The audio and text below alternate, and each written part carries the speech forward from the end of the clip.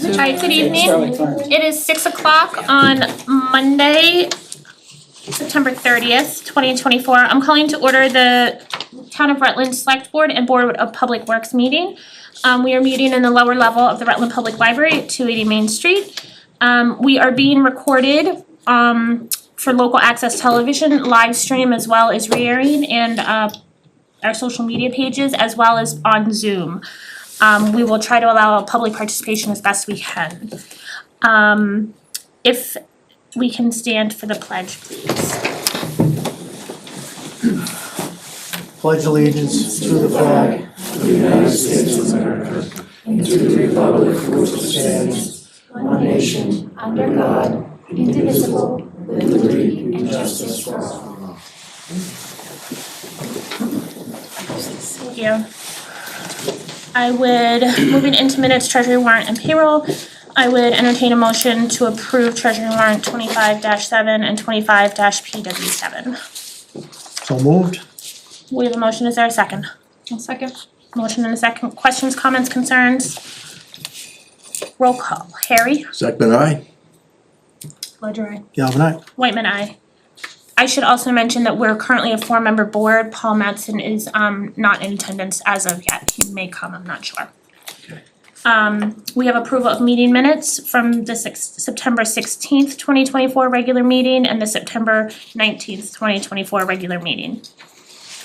Need it separate or? I was gonna do the two regular first because I Okay. believe everybody was there, and then do the executive second. Alright, I make a motion to approve September 16th, 2024 regular meeting and September 19th, 2024 regular meeting. We have a motion, is there a second? I'll second. Second, any questions, comments, concerns for the meetings? These are the regular meeting minutes. Roll call, Harry? Second, aye. Ledger, aye. Galvin aye. Whitman, aye. Thank you, Tamika.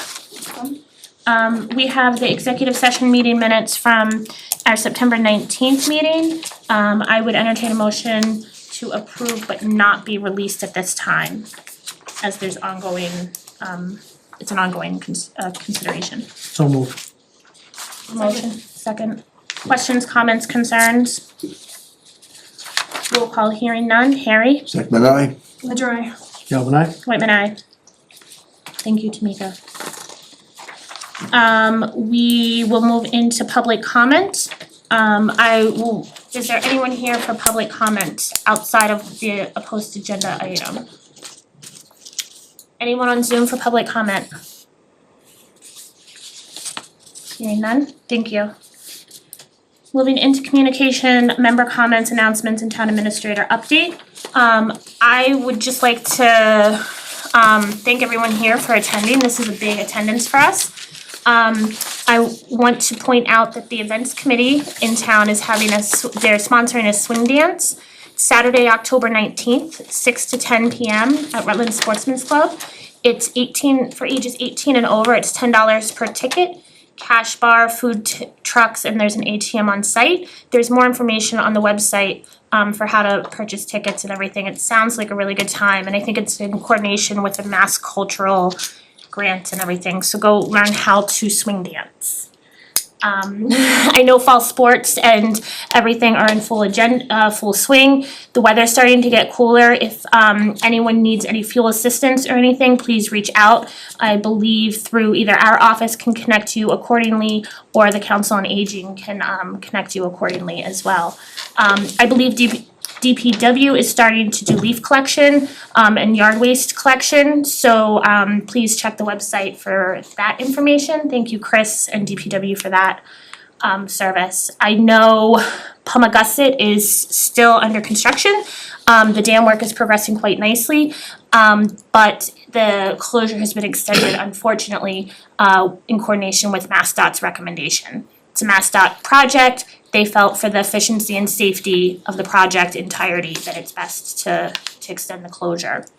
Follow social media if you are on it. We have some great posts and pictures to show the progress as well as some of the wildlife that's seen down there. I think there's been a bear and a moose. So the wildlife has appreciated the closure. I know it's an inconvenience and I really appreciate the public's willingness to kind of work through it with us. We've been dealing with construction everywhere, I feel like, in town, through Holden, through Worcester. It's construction season, so thank you for all of your patience, and we'll have a nice new dam and roadway Can soon. I say something real quick? Sure. Everyone go buy something at Rutland Market, please. Their business has been really hurt by this. I was talking to them today, so if you don't mind, go contribute to that business. Thank you. Support local, they're a great asset to town, they do a lot for town, so please, let's get them the boost through this construction. Any other members have any other comments? You can't hear us? I'm hearing impaired. Oh, I'm sorry. Any other members have any comments? Not at this time. Thank you. Moving in to town administrator update, Seth, do you have anything under this specifically? Thank you. Fire Chief Knight is our acting town administrator, while Austin is enjoying his honeymoon in Greece. Moving into select board goals, we have the hopeful conclude discussion and adoption of our fiscal year 25 select board goals. We saw these, we drafted these at a goal setting retreat that we had. We saw them, I believe, last regular scheduled meeting, so if anybody has any considerations for discussion, we had asked kind of to send through our office or bring here. Otherwise, I would entertain a motion to adopt as presented the fiscal year 25 select board goals. So moved. Is there a second? May. Second for comment or for For discussion? comment, yeah, Second for discussion? yeah. Sure. I know we had talked last time about the inclusion of recreation. I know we have the regionalization on here. And I think we had talked about some of it being part of the facilities division with DPW, just for some of the maintenance in some of the fields. I don't know if there was anything else at this point we wanted to add as far as studies, because we know even, you know, with CPA, we can't do a building if that's part of the regionalization effort. I just wanna make sure that doesn't get lost, cause I don't see any change from Yeah. the previous version. I think some of the, to make it, I mean, you can maybe, I think some of the consideration was just that it was kind of not explicit but implicit in here. And we have the notes from the meeting that recreation is still a big priority. But if the board is feels strongly about adding it more explicitly, that's As long as it doesn't get lost in the shuffle. And I know we're limited short term, and as long as we're making strides towards more like on the maintenance side. Yeah. As part of the facilities division, then I'm comfortable with that for. Yeah, I know, I mean, if I may, I know that under facilities and capital projects investments, kind of included in that first goal, advanced funding requests for town building facility needs, including community/senior center, town hall, and dispatch facilities. And then under the third one down, establish a feasibility study committee for long-term recreation facility needs. Yeah. So I think that those two, and then down farther, we have like explore regionalization. Yep. And everything, so I think it's a Okay. little bit of a big picture, but. Yeah, no, as long as everybody's okay with that. Thank you. Okay. Okay, I was gonna say, I thought you had something, but I wanted to make No, sure. Okay. no, I'm okay. So we have a motion and a second, everybody's okay with that? Mhm. Roll call, Harry, Second, aye. Ledger, aye. Calvin, I. Whitman, aye, thank you. Moving into appointments, and resignations. We have an economic development appointment. We may, I'm not sure if Sherilyn is here yet. She did indicate she was coming, so it's possible she's just not here yet, Okay. or she could be on Zoom. Sherilyn, are you on Zoom? We're moving through the beginning part of the meeting a little bit quickly, so it's possible that she will, so if the board is amenable to seeing if she cycles back, she is here for an appointment as the alternate member to the Economic Development Commission for a one-year appointment. We also have a Ware River Watershed Advisory Committee. appointment, recommendation of DCR of appointment of Eric Van Reet. I believe Eric is the Historical Society's recommended appointee. The Ware River Watershed is Advisory Committee is there's Sherilyn, is a DCR group, and they specify where the kind of designations of the representatives to the committee. And I believe Darren Ross is Rutland's other appointee, and I'm not sure where he falls under, maybe select board actually, I think. Yes. And then Eric is would be coming in under the Historical Society. We have a letter from Eric as well as Carolyn, the president of the Historical Society, with the recommendation. Eric is here if anybody has any questions. Eric, thank you for stepping up and doing it. Yeah, so I just wanted to note, this is a little bit different in that the select board is not the appointing authority, you're just making a recommendation to appoint him, and then I would send the recommendation letter to DCR and the director would take it from there. Thank you. If there is no questions for Eric or anything, then I would entertain a motion to appoint Eric Van Reet to recommend to DCR the appointment of Eric Van Reet to the Ware River Watershed Advisory Committee from the Rutland Historical Society. Second. Okay, sorry. Tom and Harry. No. Any conversation? Roll call, Harry. Second, aye. Ledger, I. Galvin, aye. Whitman, aye. Thank you. And I saw Sherilyn sneak in. We have a letter of interest and I think the Economic Development's unanimous support of the appointment of Sherilyn Bolger to the Economic Development Commission for an alternate member for a 1-year term. This would expire for June 30th of 2025. Sherilyn is here if anyone has any questions or comments for her. Otherwise, I would entertain a motion to. Question? Sure. Is a member from that committee here that is recommending her? I think Jeff is on the vice committee. chair. Yeah, I think Jeff is here. Okay, We would great, love to have her. Huh? We would love to have her, okay. and anybody else that wants Just to following participate. policy, that's all, Jeff. Okay. We have, I would entertain a motion to appoint Sherilyn Bolger to the Economic Development Commission for the alternate member 1-year term. Motion, and is there a second?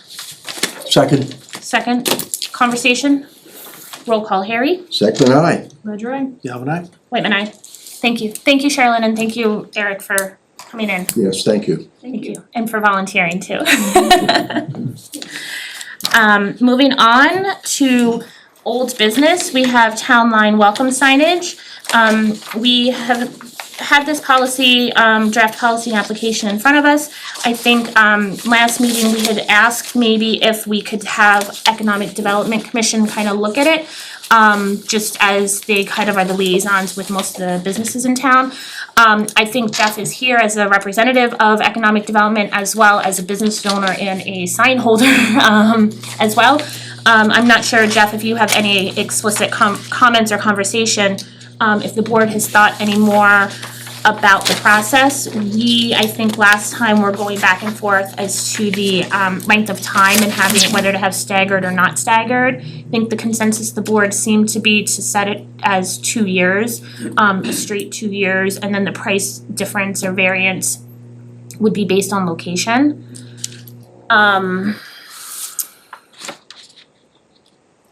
And then kind of we adjusted the fees. I think Tamika went back and kind of adjusted the fees based on some of the feedback from Harry and the rest of the board, as well as taking into consideration what the expected cost may be of the signs, so that we weren't constantly having to review review that. I think the sign quotes are still pending, but based on some conversations with other area towns that have done the signs more recently, the price is well within this range, and we should have enough overage to take care of the signs and not need to revisit every year. Would the board still like to have it go to economic development? Is there additional kind of conversation, consideration for this? Just come on. Through the chair? Sure. I would like to hear from Mr. Gibbs, please. I was gonna give Oh. him a chance, Okay. I just wanted to know if the board had any. Oh, yet. not at this point. Okay. Sure, go ahead, Jeff. Thank you. So I guess my question would be, what's the thought on how it would be chosen, what businesses would get, say 5 businesses apply for, I don't know, the one coming up to the center of town. How would you choose that? Would that be a lottery or first come, first serve? Thoughts on that? I think some of my other thoughts that I've shared, sounds like maybe you've thought about some of those things, cause with the first draft the last meeting, I really couldn't understand it, it was confusing, but it seems like you've started to narrow it down and it is a work in progress. I'm sure the EDC would love to, take a look at it, it'd probably be good. But I guess that was my question, how you gonna determine who gets what locations? Because I know, as a business owner, I know which ones I want, I've got them right now.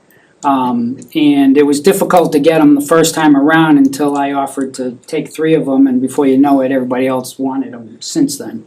So, and I think it's great for local businesses to do them. But I'm just curious on the thoughts, or to put some thought into that of how businesses will be chosen for those signs. And I guess my other comment is, the fee is there a different fee for somebody that already has an existing sign? Or are you changing all the types of signs? So actually, after the discussion we had last week, Jeff, that was one of the changes that I had made in there, was that if there was a business that had an existing sign that did not need to order another one, the cost would be 50% of whatever that fee would be for a brand new business. And then another comment Jeff had made that was very valid is to have the same price for every location is probably not equitable, because some locations are more visible than others. So I did similarly to what we had done when we were gonna stagger them, to do the prices according to the highest visibility. I know, if I may, I believe one of the considerations that we had and kind of how we were originally thinking we would operate the kind of who gets what location was kind of first in. But I don't know if. Where's the application? That's the only problem with that. Right. You know, cause I'm gonna sit on somebody's doorstep, Right, and and I I think- wanna be fair to everybody, Right, you know, and I think- lottery. That might be some of the piece that if the board is amenable to having economic development look at it, that economic development could maybe have some feedback on. I know I think economic development has had some conversation about more diverse ways to kind of promote and advertise the local businesses. This being one potential avenue for sure, but obviously with a limited number of sign space, it's not gonna work for every business, nor is it going to be a good fit for every business or an attainable Nor will amount. everybody wanna do it. Exactly. So I think if the board kind of is comfortable with what we have in front of us now, we can take into consideration, I think the biggest thing is how to assign those costs, but also ask economic development to take a look at it with that, as well as any other kind of considerations more from a business and business promotion standpoint. Is that, I apologize, I didn't have their feedback. They unfortunately had met before our last meeting and they haven't met since then. that's okay. But I did know The you EDC should wanted that. definitely have a say, Yeah. they should definitely be a part of this, I agree. you know? We have a joint meeting with RDC on Thursday. Yeah. Which I can bring it up then. Yeah. But we probably Agree with this? discuss it amongst ourselves after that. Yeah, your next regular scheduled meeting, yeah. So if we can make sure that Randy and Jeff get it as chair and vice chair maybe, and then you know, and like I said, I think hearing as a business owner feedback kind of that maybe a lottery is the better way to do it than a first in, first out. That's for sure good feedback, and Yeah, I mean, I'm not, I think that's fair. Yeah. Cause there'll always be complaints that, you know, favoritism or, you know, Yeah. that's the biggest thing. yeah. So thank you for that feedback, I appreciate it. I know you've gone through it a bunch and I appreciate the time you put into it for sure, so. And yeah, Tamika, if we can try to get EDC to get an eye on it, and then we'll hold it on our agenda until we get that feedback, I think, if that makes sense. Moving on, we have under new business, we have the Board of Assessors, update from the Board of Assessors and, our principal assessor. Jeff, I'll give you the floor as chair of the Board of Assessors. Alright, well, thank you. We really appreciate the opportunity to be invited here to give an update because it does seem to be a lot of people aren't understanding what we've done or heard of what we've done, and we've been doing things since actually 2022. When Vista Circle, I think was the first home, if I'm accurate on that, that had its foundation replaced. And at that time, we did address it with the board and came up with our policy that once a permit's pulled to remove the foundation and it's uninhabitable, we will reduce the value to just land for 2 quarters. So we've done that for that home, we've done that for the Williams Circle home, which never even applied for an abatement, but we, you know, gave them that because it was the right thing to do and that's what our policy is. Since 2022, I believe we've only had 4 requests for abatements. So those are the only 4 homes that publicly we know about. We hear a lot of other things, but that's all we can go off of. And the first one being 4 Williams Circle, the second one being 4 Williams Circle, which we just gave an abatement to earlier this year for the 2 quarters. The one I mentioned up on Vista, 8 Valley View, which is currently having the foundation replaced, they'll be receiving it as well. Pleasantdale Road was denied, and they were told of the policy as well. And then finally, Rolling Ridge Road, submitted for an abatement and was denied with the explanation of our policy. They have submitted to the ATB for appeal, which everybody has the right to do that. And that hearing is in December, so at this point, we really can't comment to do anything further regarding that one, or do we want to change our policy, do anything different? So we've actually been doing things since 2022. We've actually given 6 months worth of tax reductions. We're on our 3rd homeowner now, and we've had 5 applications or requests for abatement, so we've actually handled each one of those. And that's where we are today. Can I make a comment? Sure. Oh, I don't know, you're the chair, sorry.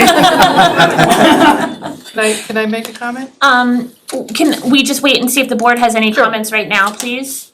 I have just one quick question. When you, for the ones that you said were denied, Yeah. is that No, due well, to 2 of policy? Is that because they haven't been declared uninhabitable yet, or? No, they were denied because they were looking for a reduction in their value, and that's not how we're doing it.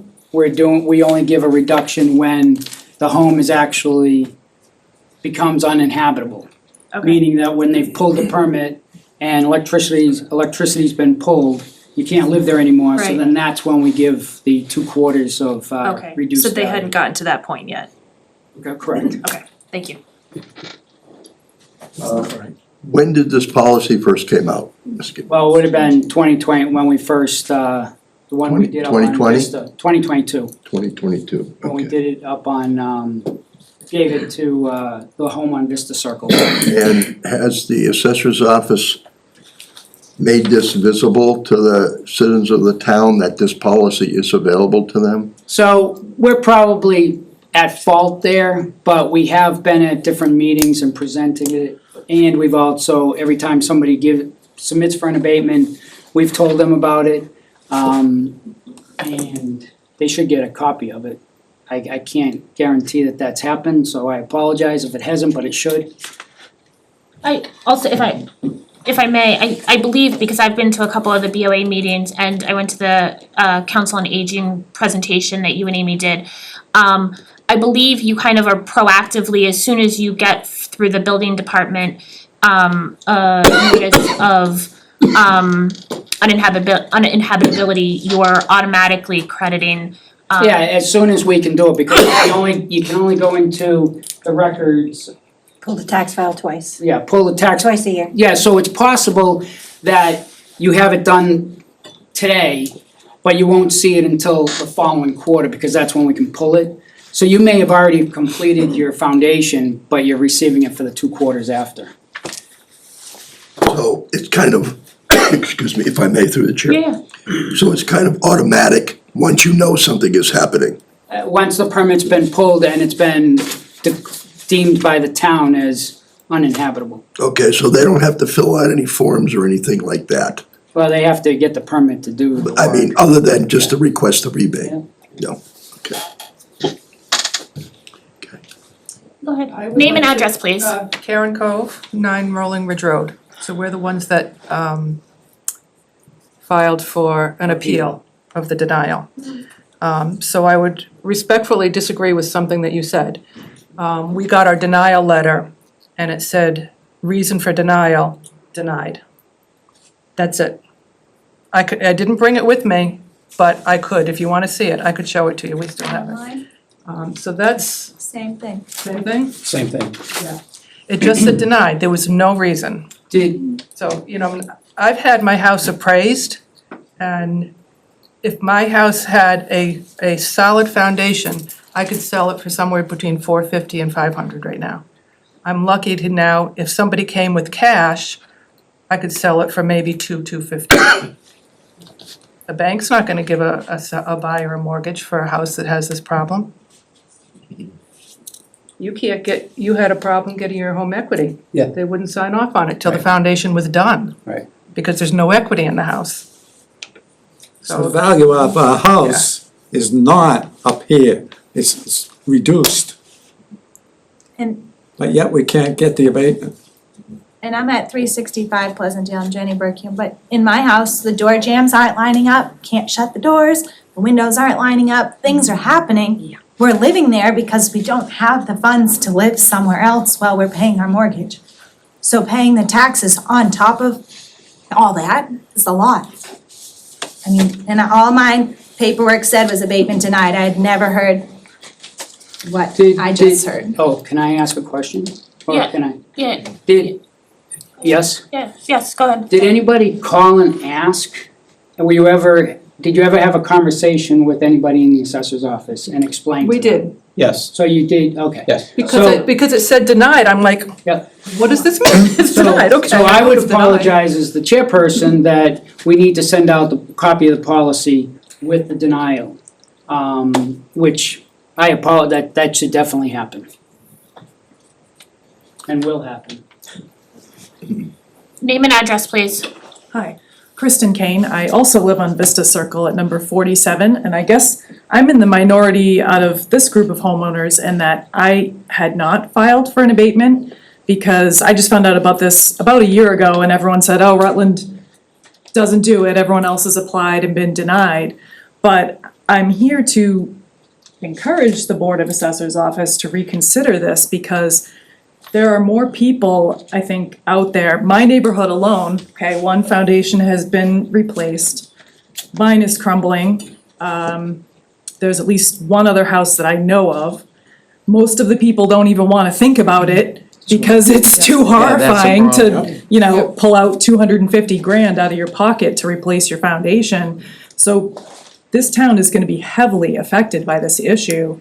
And I think until the state does something to help us, what the town can do to help ease our tax burden because our houses are not worth what we're paying taxes on.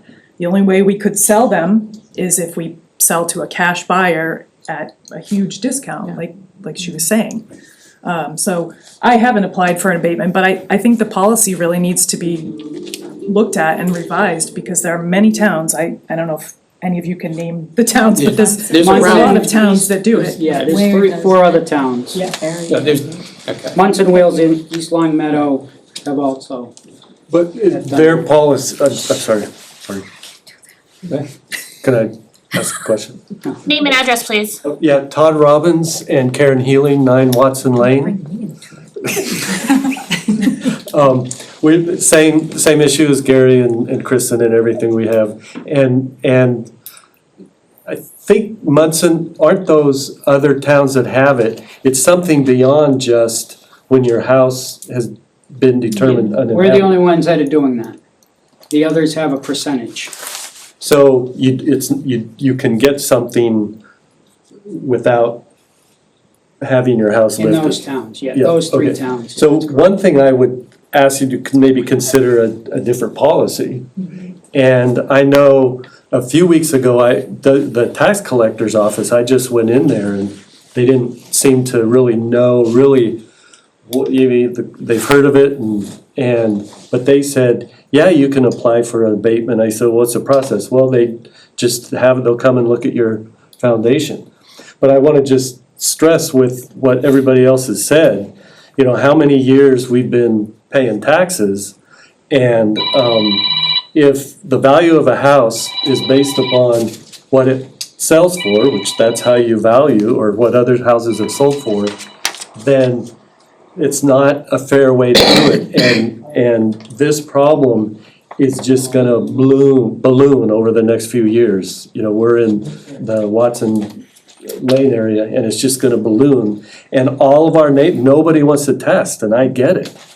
The minute you test, you're on record, you can't sell it legally without bringing that information forward. So I really would advocate for doing that. And we're having problems in our house.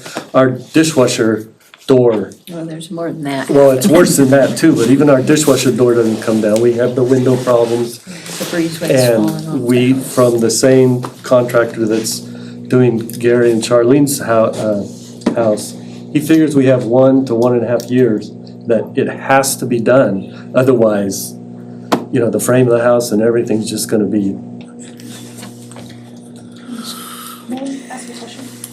Jen and then Harry. Just for Amy, for the homes that have tested and have this issue, do we do the assessed value taking that into consideration for tax purposes, or is it based as if? Yeah. It's not. So right now, it stays the same. We were taxed at full assessed value, sorry. Gary Bellows, 8 Valley View Circle. Okay.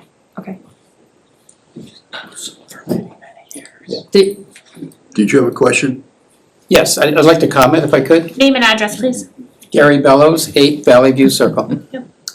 So we are currently in the process of getting our foundation replaced. Our house is in the air as we speak. You're all welcome to come and take a look if you're interested in understanding the process and the whole situation. I appreciate that. I appreciate the fact that we did get the abatement for the 2 quarters because our house is uninhabitable right now. But the policy does not go far enough, for sure. And our house we knew we had this issue since 2021.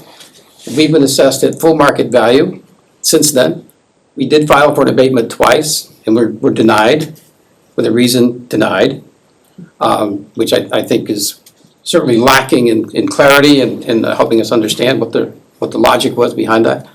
But for sure, I mean, homes cannot be sold at full market value when they have a crumbling foundation. Minimally, it's going to be reduced by the cost of the repair, which in our case would be equal to half or more of what the house was assessed at and what it could sell at. So it doesn't go anywhere near far enough in terms of making it right for homeowners in this situation. And as others have said, there's going to be many more in the area. We know of at least 40 towns within Massachusetts that have at least one home with this issue, and many towns with multiples. And Rutland is going to be one of them. It is already. we're the third home in town to have this addressed, to have it repaired. Fortunately, we were able to do it, but many, and I would say most, can't. And for many, they, for whatever various reasons, are unable to tap into retirement funds or have savings or whatever it may be. It's hopeless for them. Their houses are crumbling around them. There's ancillary damage occurring because their foundation is crumbling. And it's getting worse and worse as time goes on, and there's little that they can do, if anything, to get it repaired. Minimally, we should be able to give them a break on their taxes. I mean, it's only fair and right, in my opinion. This is a terrible, terrible thing. It's terrible for the individual, it's terrible for the town, and it could be terrible for the state. And there's a lot of, and as a board, I mean, we all live in town here, and we're all gonna be affected, one way or another. But as a board, whether it be selectmen or assessors, or you're trying to do what's best for the individual as well as look at the big picture for the town. And a couple of our concerns with, if we went with the reduction, whether the 10, 20, 30% reduction, whatever it might be. One, how do you determine that? I've been to Connecticut personally. I've spoken to assessors down there. So I have the way they break it out and everything else. But I have concerns on how you actually do it, because if we say 10% to this person, they believe it should be 20%. That's one. But two, if my house is affected and I get a 20% reduction or whatever it might be, what about my neighbor that's not affected? Because I know for a fact that should they now come and be able to get an abatement also, because the neighborhood now has a stigma. And once the neighborhood doesn't have a stigma, the town has a stigma, and the town then, it's Wachusett that has a stigma. And I'm speaking from experience on that is happening. And it's sad, because I live here. It's very, very sad. And if we give it to one person, and you probably deserve it, you deserve it, because you're affected immediately, but what do we tell the group of people that come in next week that say, I live in that neighborhood and I don't have an issue, but nobody wants to come to my neighborhood because there's been 3 houses in the neighborhood that have had their foundations lifted. And so, there's a lot of things. And the other thing we thought about was, okay, if we do that, I'm not saying what we're doing is right. It's just very difficult, and we're trying to look at the bigger picture. Because then we said, okay, what about the people with the private wells that have arsenic, radon in it? Up in Westminster, they have a big problem up there going on right now. I don't know if you've heard about it.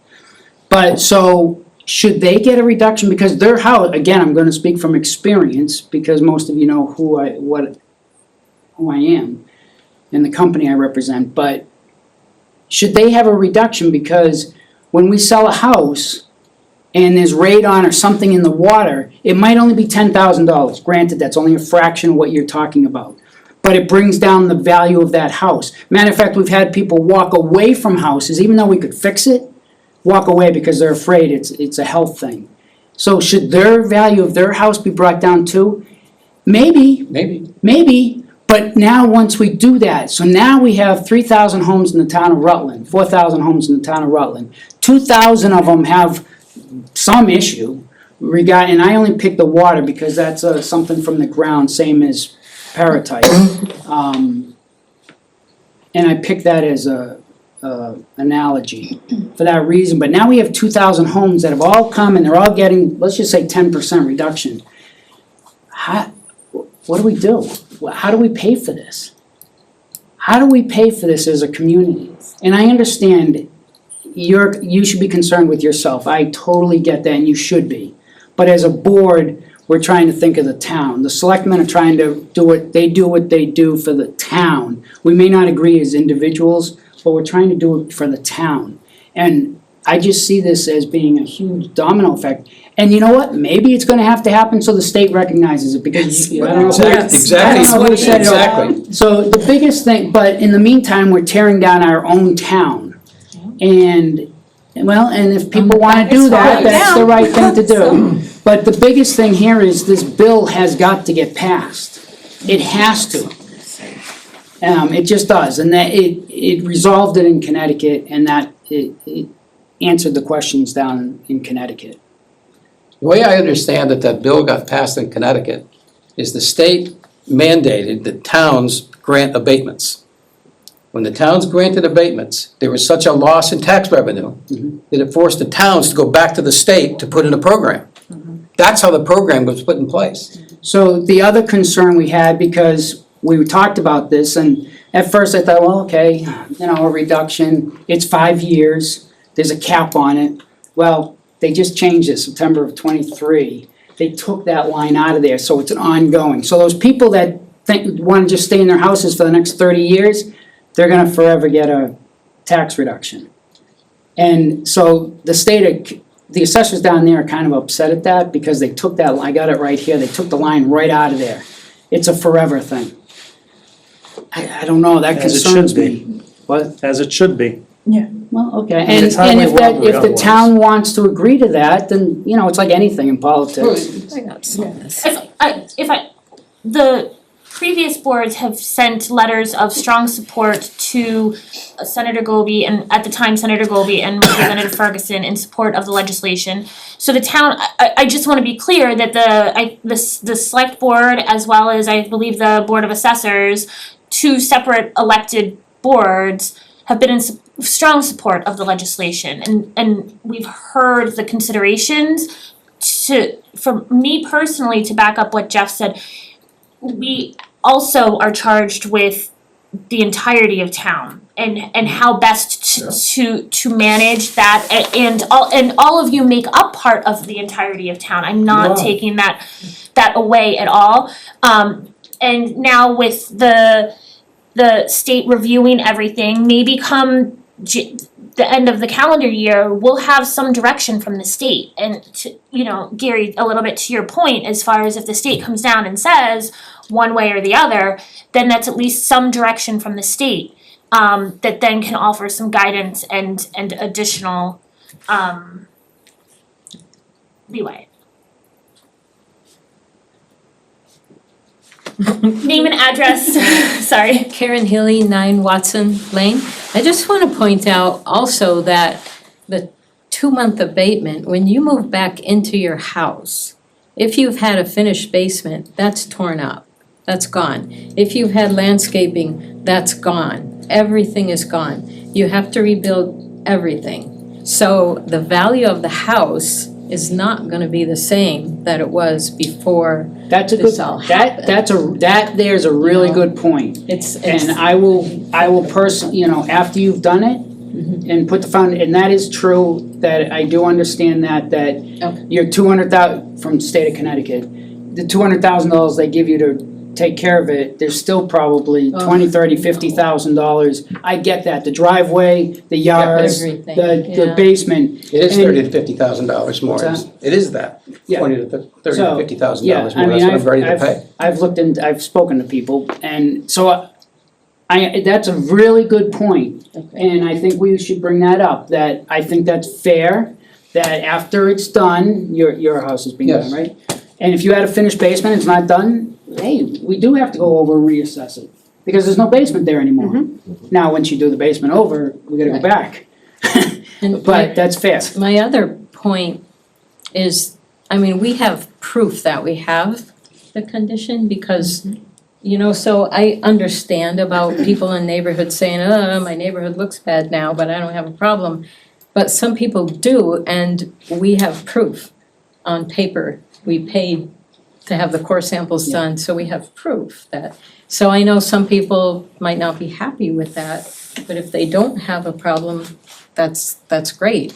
So, we tried to look at everything here, and the way we're doing it also, it actually comes out, if we were to do the 10% reduction for 5 years, which if we follow Connecticut, it would go on forever, but 5 years, how we're doing it, ironically, it comes out to about the same. The 6 months reduction is the same as 5 years at 10% reduction. So we really did try do the best we could in doing something for the individual in the town. And we're not perfect. Do you have I agree with everything that's being said here. I think where I still struggle is it seems like we're only doing something for residents if they're fixing the problem, and not everybody can financially afford to Right. fix it.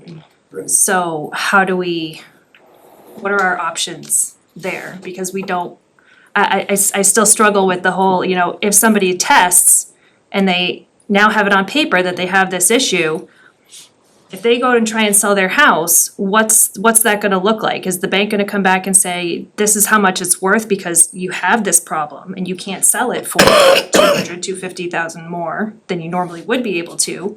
I struggle with how we can continue to assess them if they have proof on paper at a high value when they have documentation that they can't sell it. That's not what the actual assessed value is. That's kind of where I still struggle a little bit with some of this. It can be a big trouble if you sell it and you don't disclose it either. Right. That's a different thing, but Well, I can answer that question, but I'm not here as a realtor either. So, sir, you had your hand up before. Did you have Yeah, I name mean, and I address? just, I You don't had it. Name agree and with address, his, please. Chris Dowd, 13 Valley View. Thank you. I don't agree with your comparison with the water and everything else. I mean, you can't compare the two. She has proof. The bank's not gonna give her an equity loan to fix it. She can't sell her house. How can you assess the value of her house $300,000 higher than what the bank would appraise it at, or an individual appraiser would appraise it at? I mean, why don't we just go $300,000 higher on every single house then, your house included? Because that's what you're doing to her when you assess her house. And it's not right, you're just robbing her. The house is not worth that. Do you have an answer for that?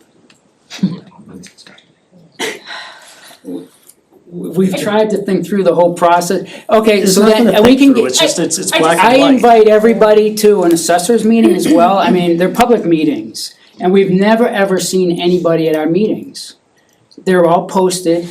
And we'd love to hear, because I have questions, like I just mentioned to you. If we reduce hers to 300, or wherever anybody's located, do I reduce the his whole neighbor. neighborhood? I'm his neighbor, no, you don't reduce mine unless I get a core sample, and now the bank says, you can't sell this. I can't sell it half the time because the realtor tells the buyer, get a core sample before you buy that house. So, my house is not, it So is nobody in that not worth as neighborhood much though. because I'm in this town. Everybody in that neighborhood unfortunately has a difficult time as well. So do we reduce theirs? No, I'm you not- reduce I'm it not when there's, you arguing, I'm just reduce it when asking. there's proof that you have a problem. If you I did have it not based, core sampled yet, so But I I can't have no sell you a proof. house in the neighborhood though. no, but if you based it, an abatement, on documented evidence that there's pyrrhotite in a crumbling foundation, that's perfectly justified in my mind to grant the abatement. If you don't have that, it's equally justified in not granting the abatement. And what's the how do we do the percentages? You don't, you do it by the value of the house. Right. I just wanna, Value of the house. I think we have heard a lot of your feedback. We've heard the feedback. I've attended some of the other meetings and I've heard the feedback. I am in the social media groups and I see the feedback. We have information now that this board can consider. We can work with the Board of Assessors, but also, I just wanna reiterate that with the case working its way through the state, we kind of are in a little bit of a holding pattern in some manner because of that. And so I want to be mindful of that as well. I think the assessors, I've personally spoken with Jeff and Amy often about this and tried to work, again, what's best for town, all 9,000, almost 10,000 residents in town, almost 4,000 homes in town, as well as what's best for each individual one of you whom are affected. I may be affected, we all may be affected, we don't know yet, I personally haven't core tested, we're not looking to sell.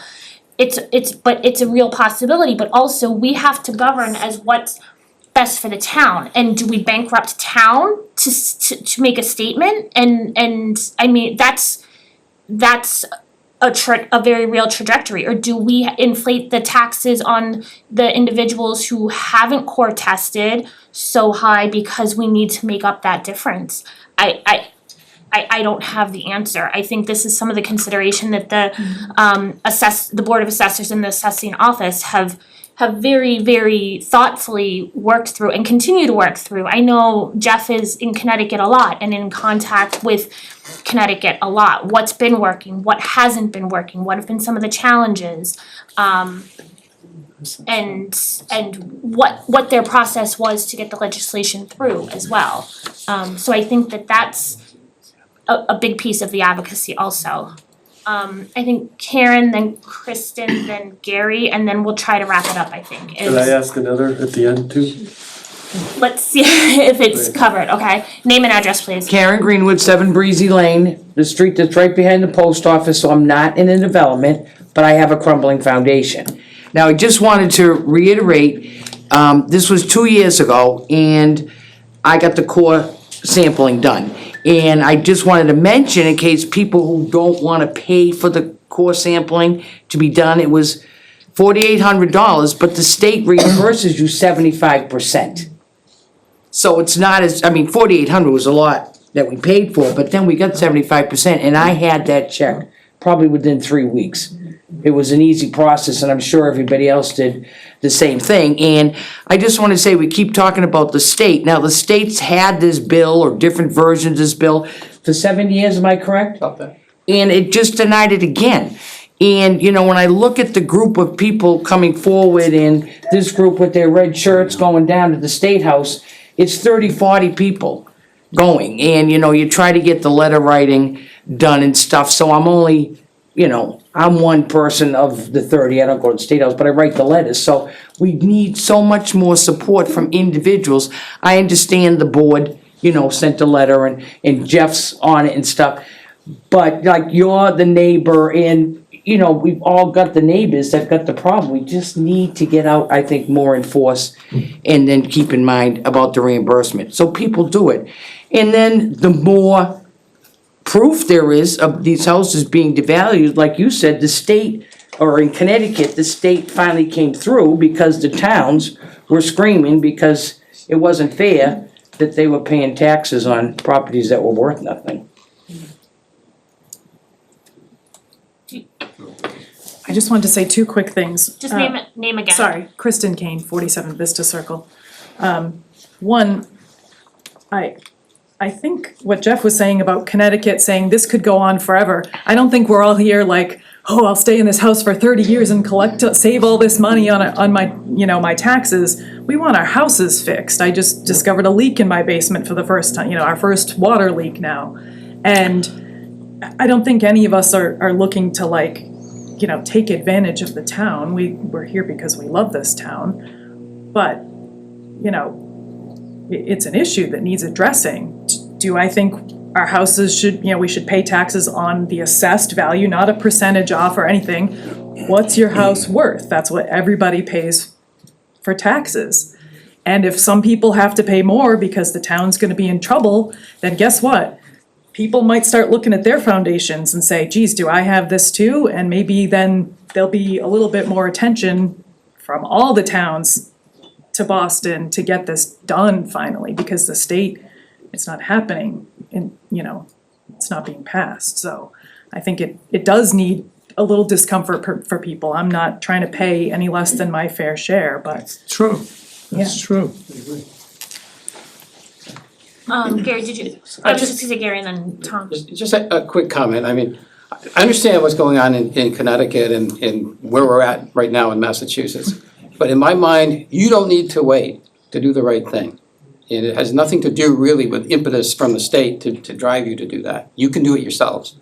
And it's only fair and right that people who have crumbling foundations, where there's evidence, there's proof of it, that their homes are devalued, and they should be paying taxes accordingly. And you can do that right here and now. Thank you.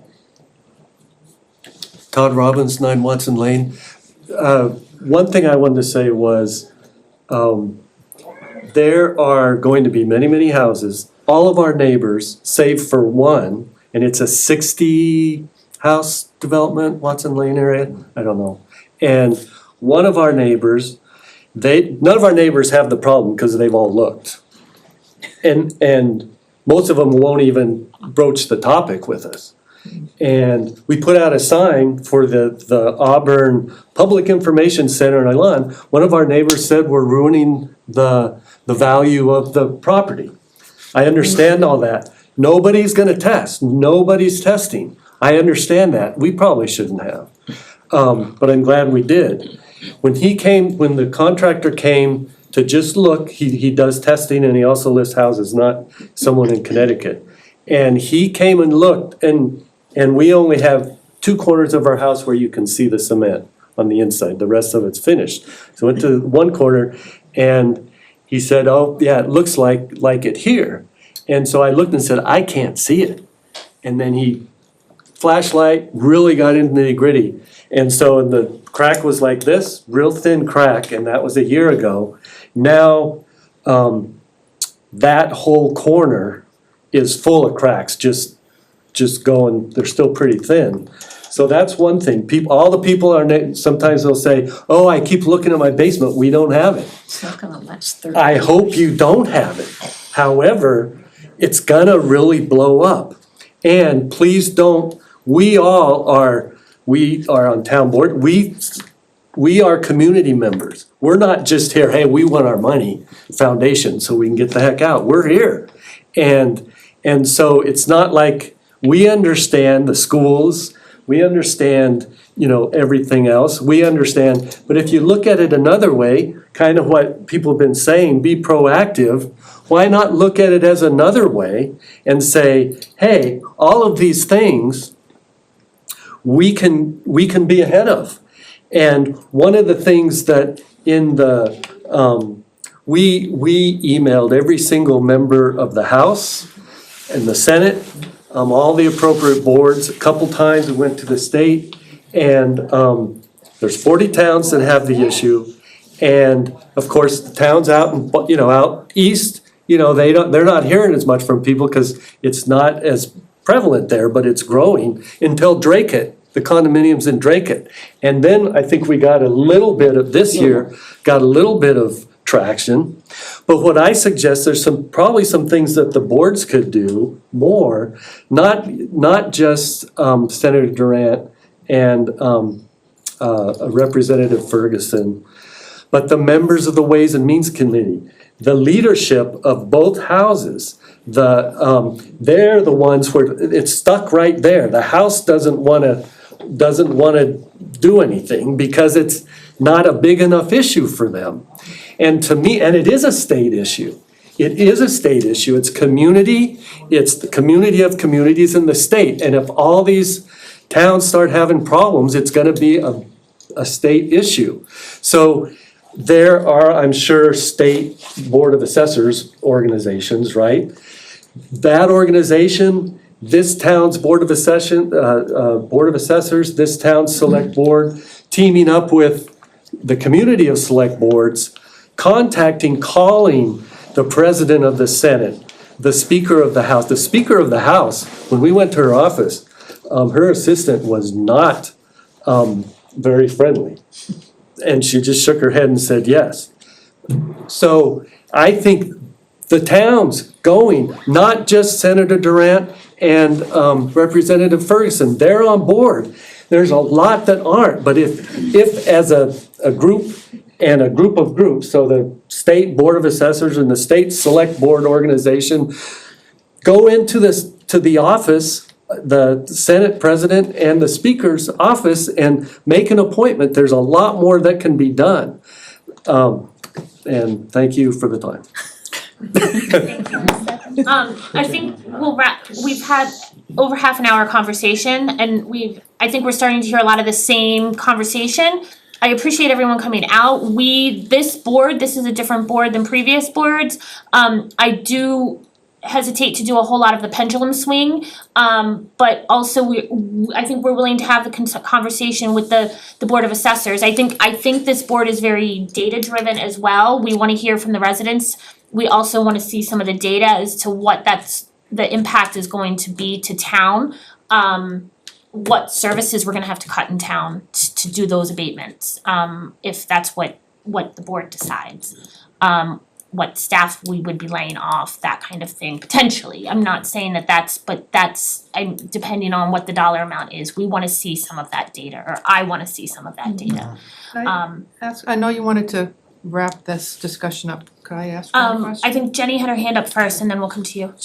Would you consider sending out the policy you have our addresses, to the people who didn't receive it when we got an Absolutely. abatement? Yeah, and I apologize if that did, absolutely. You had commented about the case working its way through the system, so is that the fact that we applied for the abatement, it was denied, we appealed it. So is that the case that you're talking about? So Yes. if we had not appealed our denial, would you have done something different? Would you have? No, it just kind of, right now, we're sticking with our policy until something changes. I mean, this is the first time, until something changes. I think one of the points has been, I think the Board of Assessors has been mindful is what other affected communities have done.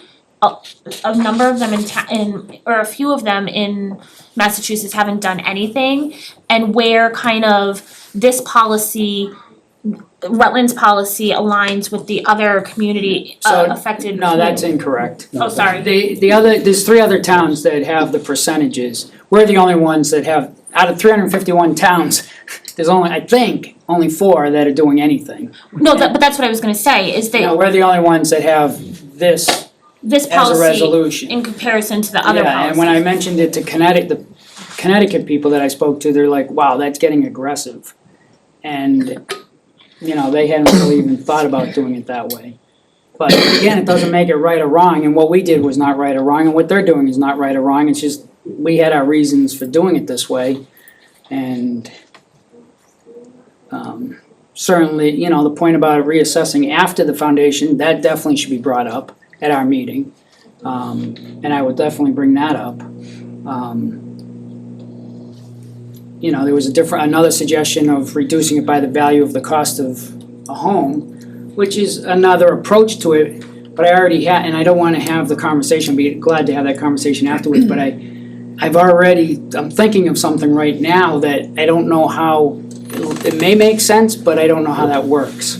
When it costs $200,000 to replace a foundation and the house is worth $201, do we bring the value down to $1,000? Yep. I mean, if you can't get an equity loan on your home to fix your home, I mean, I didn't core test because I want to be able to get an equity loan to replace my furnace when it goes, it's almost 30 years old. But what you have to understand on assessing is assessments are anywhere from a year to 2 years behind. So your assessment on your home, I think your home, your home there is $258 or something, which you've already said is, and it probably is true, $450 to $500. You have land in there for $80. So it's way behind, and I know it costs $200,000 to replace a foundation. So I have thoughts about that, not saying I disagree or agree, and then back to the numbers for the town, because that would be a lot more aggressive than the 10, 20, 30% to reduce something by 200,000. And the numbers we would have to see numbers, you would have to see numbers, and I'm not saying I disagree or agree, but I haven't even thought of it that way. I guess I've heard the phrase twice that your hands are tied because of our appeal going through the court. So we didn't want to appeal it, we didn't want to go through that process. I don't want to have to, argue our case with the town's lawyer. I don't want to do that. But we did it because we felt nobody else probably would do it. And we needed to bring it to the attention of the town, I guess is the only way I can put it. And I think it's good that you did it, because let the state make the decision. If we're doing something right, we're doing it wrong, and we need to do it differently. I'm very interested in seeing what they say. I don't know what they're gonna say. They may tell us to change what we're doing to what you're thinking. Or they may tell, I don't know. So I don't think it's a bad thing that you did. we don't have a legal mind, so the fact that we have to put our case in front of the town's lawyer is very unnerving. Very unnerving. I don't wanna do it. I will, but I don't want to. So I think we've heard, I think I sense from the board just kind of is that this will be a future agenda item for conversation is kind of and I personally would want some data and probably a joint meeting with the Board of Assessors. I personally would want some data from the Board of Assessors and also knowing that hopefully by the end of the calendar year, we'll have some input from the state as well. Kind of a lot of moving pieces. I know, Jeff, the Board of Assessors have a few other initiatives out there, if you wanna just touch base on, I think the veterans, Yeah, so there's a lot of other different ways for other people to get abatements and things, the veterans, seniors, work-off program, different kind of, the senior exemption, the blind exemption, widow's exemption. We have the senior work-off program is full, but we have a veterans work-off program.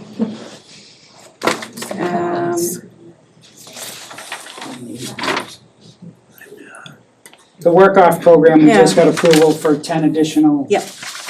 People and Yep. It's not. we only have 8, I think, we have spots Actually, for 20. the seniors are full, but we have 7 spots for veterans still open. And then we have the senior circuit breaker, These are all programs too, a lot of people aren't aware of, that we're always bringing up to people and making presentations. People aren't aware that there are other ways to get some abatements. Again, doesn't apply to the foundations, but other ways. thank you. Go ahead. Quick question. How many of you have done core samples on your houses? The thought I had is maybe as we go forward, because there's a lot to cover here and a lot to think about, and with my colleague over here, I'm kind of wondering too, how do we address the fact that you've done a core sample, now your house is put out there, that it's totally devalued, but we're still telling you, we're gonna charge you on the value of that property. I don't know where fairness comes in there. Exactly. That's the concern I have to the town. And we're not gonna give all these houses, in my opinion, this reduction in value unless they've done a core sample, because we don't know if they've done it. So how many of those do we do every year? What effect does it have on the town? This is something I think we need to look at. You get documentation from the state. They send an engineer to your house, he goes through it all, he came in from Connecticut. He says, you might have as much as 7 years, he says, but I can't be sure. Right. So that's where I think we kind of look at what's fair to you. I mean, yes, we have to look at the town. And I won't get into other issues, but we gotta try to be fair to citizens who have lived here, who have paid their taxes, who have supported this town, and now they're having a rough time about it. I don't have an answer, but I do believe that our chair was right. We need data, we need to look at it, we need to take your concerns into consideration. Thank you. Thank you. Thank you all for coming out. Well, I just wanna make an ask, I mean, why wait for the state and the legislature? I mean, as board members, would you be willing to contact the Senate president and the Speaker of the House? Cause I don't think it's a done deal, they have till December 31st this year. But to help with that lobbying as a body. So to your point, and I guess if the board is comfortable, I don't know that we need a formal vote for this or not, but if the board's comfortable, we can certainly send more letters in support It would be helpful. to the Senate and to the House leadership, as well as even like reaching out to the MMA to ask for going forward for the upcoming calendar year, fiscal year, their goals and objectives and everything, that to kind of do some of the advocacy, if they would be willing to add Crumbling Foundations as some of the advocacy also. So if the board is comfortable continuing I think the board is, I don't wanna speak for the board, but comfortable sending letters of support to your point, to state leadership, above and beyond, and just continuing to keep it on their radar. I think that's. If we sent a letter, would each of you be willing to write your own letter that we can attach to that letter as a thought? We've been doing We letters for already years. have. We can just write a note. This is coming from a board in the town that says, we've been inundated with this, here's our issue. That's all. I mean, it may or may not work, but I'm just saying, would you be willing to do that? Yes, yes. Yes. Sherilyn Mulger, 8 Demon Pond. A good idea might be, if you're gonna talk to the MMA, that it might be prudent of them to have a breakout session during a conference for towns that have been affected, so they can all meet at the same time, in the same room. And everybody's going there anyways, so. Right, yeah, that was kind of my thinking as far as getting it on their radar and either a working group or something, for sure, thank you. So, does anyone wanna make a motion for the letters of support, or we're just comfortable saying that we'll move forward with it? I'm confused, so are the individual board members writing letters, or are we writing another letter as a board? I think Just another resend letter as a what we've already board sent?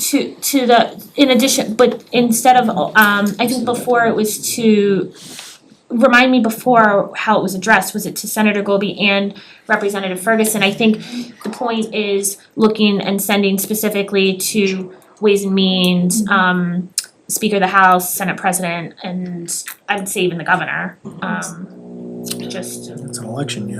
Yeah. Make some noise, it's an election year. Yeah, try to get it before then. I would also argue honestly that we add Representative McGovern's office in, because I think that this is going to be a federal issue if you look at the veins of pyrrhotite, and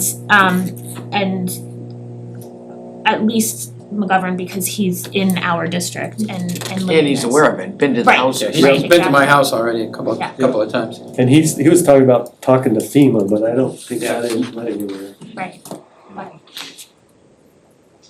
Okay, thank you for coming out, I appreciate it, and I know it's raw and emotional, and I appreciate you sharing your stories and inviting us to your homes to see the cracks as well as the lifting and everything, so Come over. thank you. Come on down. Iron Rolling Ridge Road. You can see it firsthand, there's nothing like it.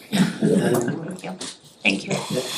And thank you, Jeff and Amy and Tia, for coming out and kind of explaining the policies, and not only this, the other policies as well, and listening to the feedback and having some of the dialogue, and all the work that you've been doing for the crumbling foundations and everything. I appreciate. I know it's a lot, and a lot of moving pieces that we as the elected officials need to keep in mind as well. Thank you all.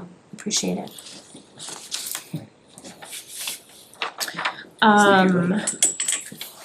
Is there anything else from the Board of Assessors that you want to have us? Are you comfortable if we try to schedule a joint meeting at some point? Absolutely, Okay. Thank you. Okay. Thank you. Thank you. Thank you. Thank you very much. Sorry, guys. Nightmare. It's like everything. Good night. So heartbreaking. Good night. Good night, See you, thank you Mike. for coming out. It's so heartbreaking to. I live right next street over from Vista, it could be my house, so I don't know. That's scary. It's one of those, don't ask, don't tell. I'm scared, like I said, we're afraid to touch. Alright, moving into street acceptance request for special town meeting. On the agenda is motion of intent to lay out public ways. I believe, having had some feedback from Director Klosky, as well as our DPW Director Klosky, as well as our peer review engineer. It seems fairly aggressive to lay out the ways, given the amount of work that still needs to be done.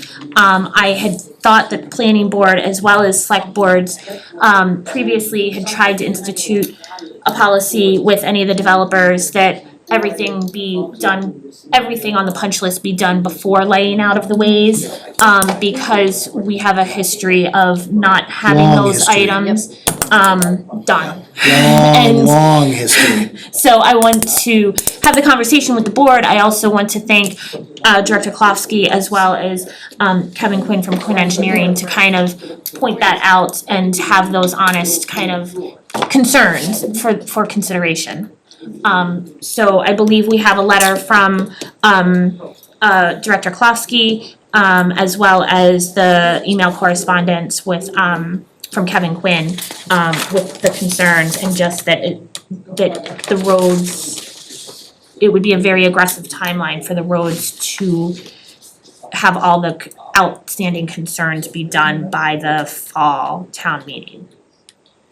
So we can have conversation. I would also, I personally am not comfortable laying out the ways tonight personally. I don't know how the rest of the board feels. But I feel that there really needs to, we owe it to the town to make sure that whatever we are accepting is done and accurate and safe and complete and everything. Absolutely. I have a question. Sure. Is there any part of this road layout system that has been approved by any board or anything? Which road, you mean? Any of them that are coming up before us tonight? No. Yes, the one end of, Woodside. Woodside, cause they did the other end of Woodside. Now they're trying to do the other end, but then they wanna pave 1,200 feet in from Main Street.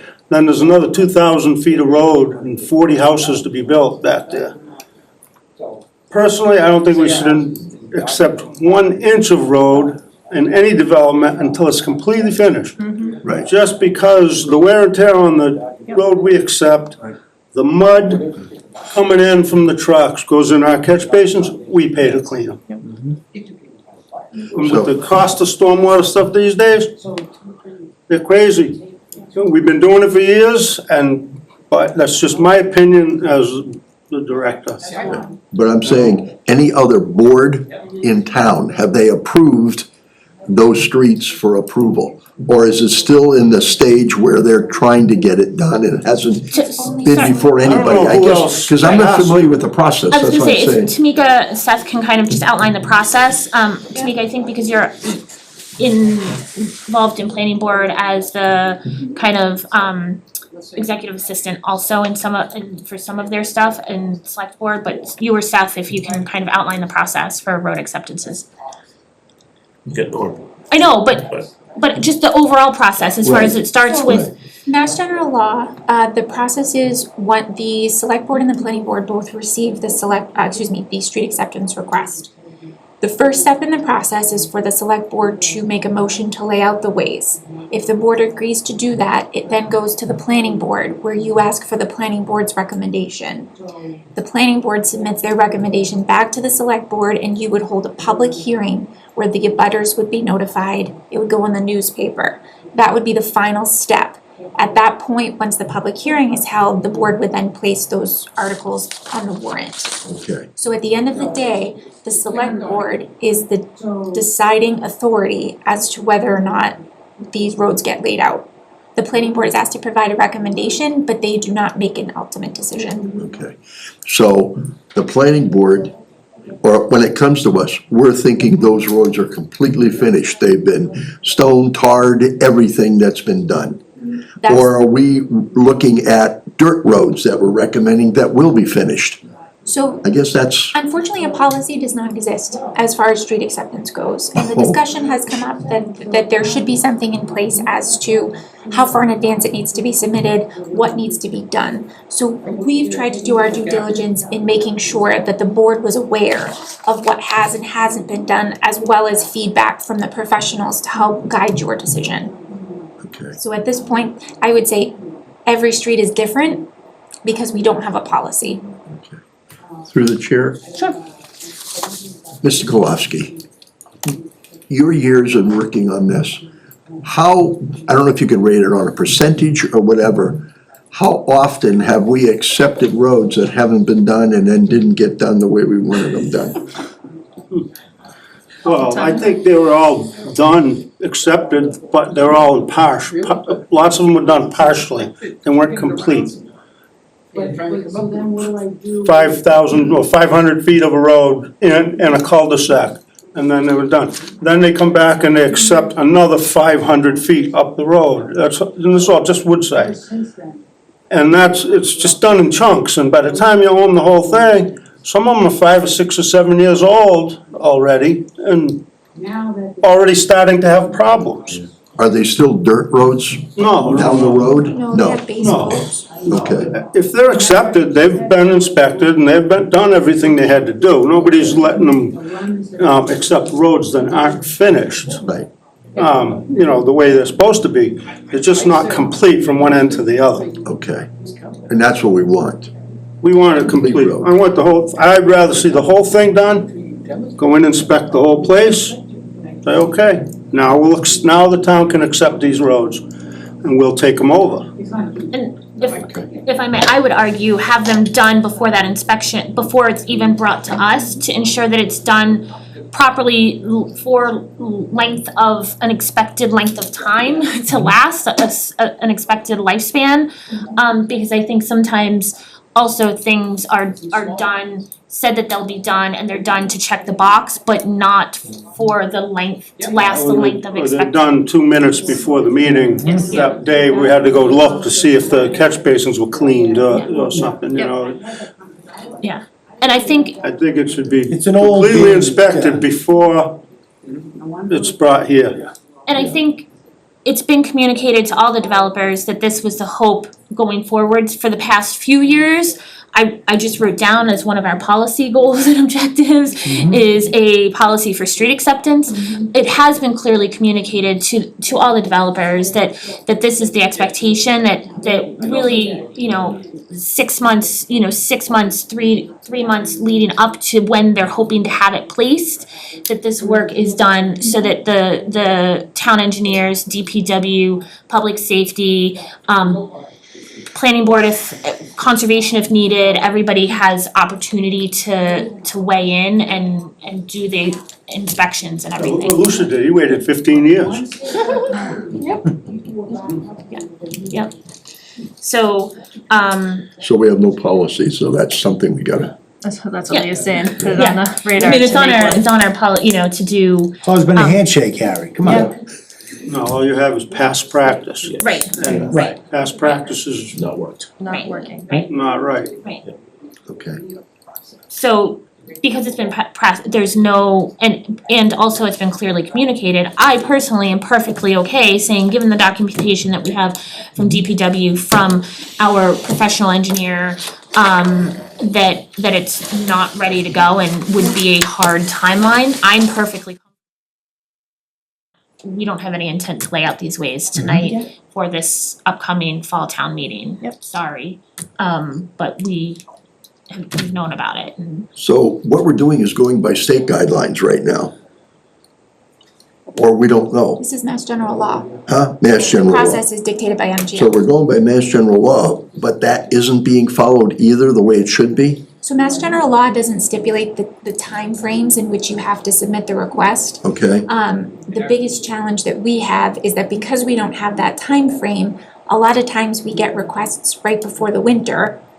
So there's no plowing needed for that upcoming winter, and then everything is jammed into a very tight timeline. And in the past, the prior board said they were not comfortable with inspections being done once the warrant article had already been placed, in the hope that everything was gonna be checked off by the night of the meeting. okay. So MGL just stipulates the who it goes to at what time.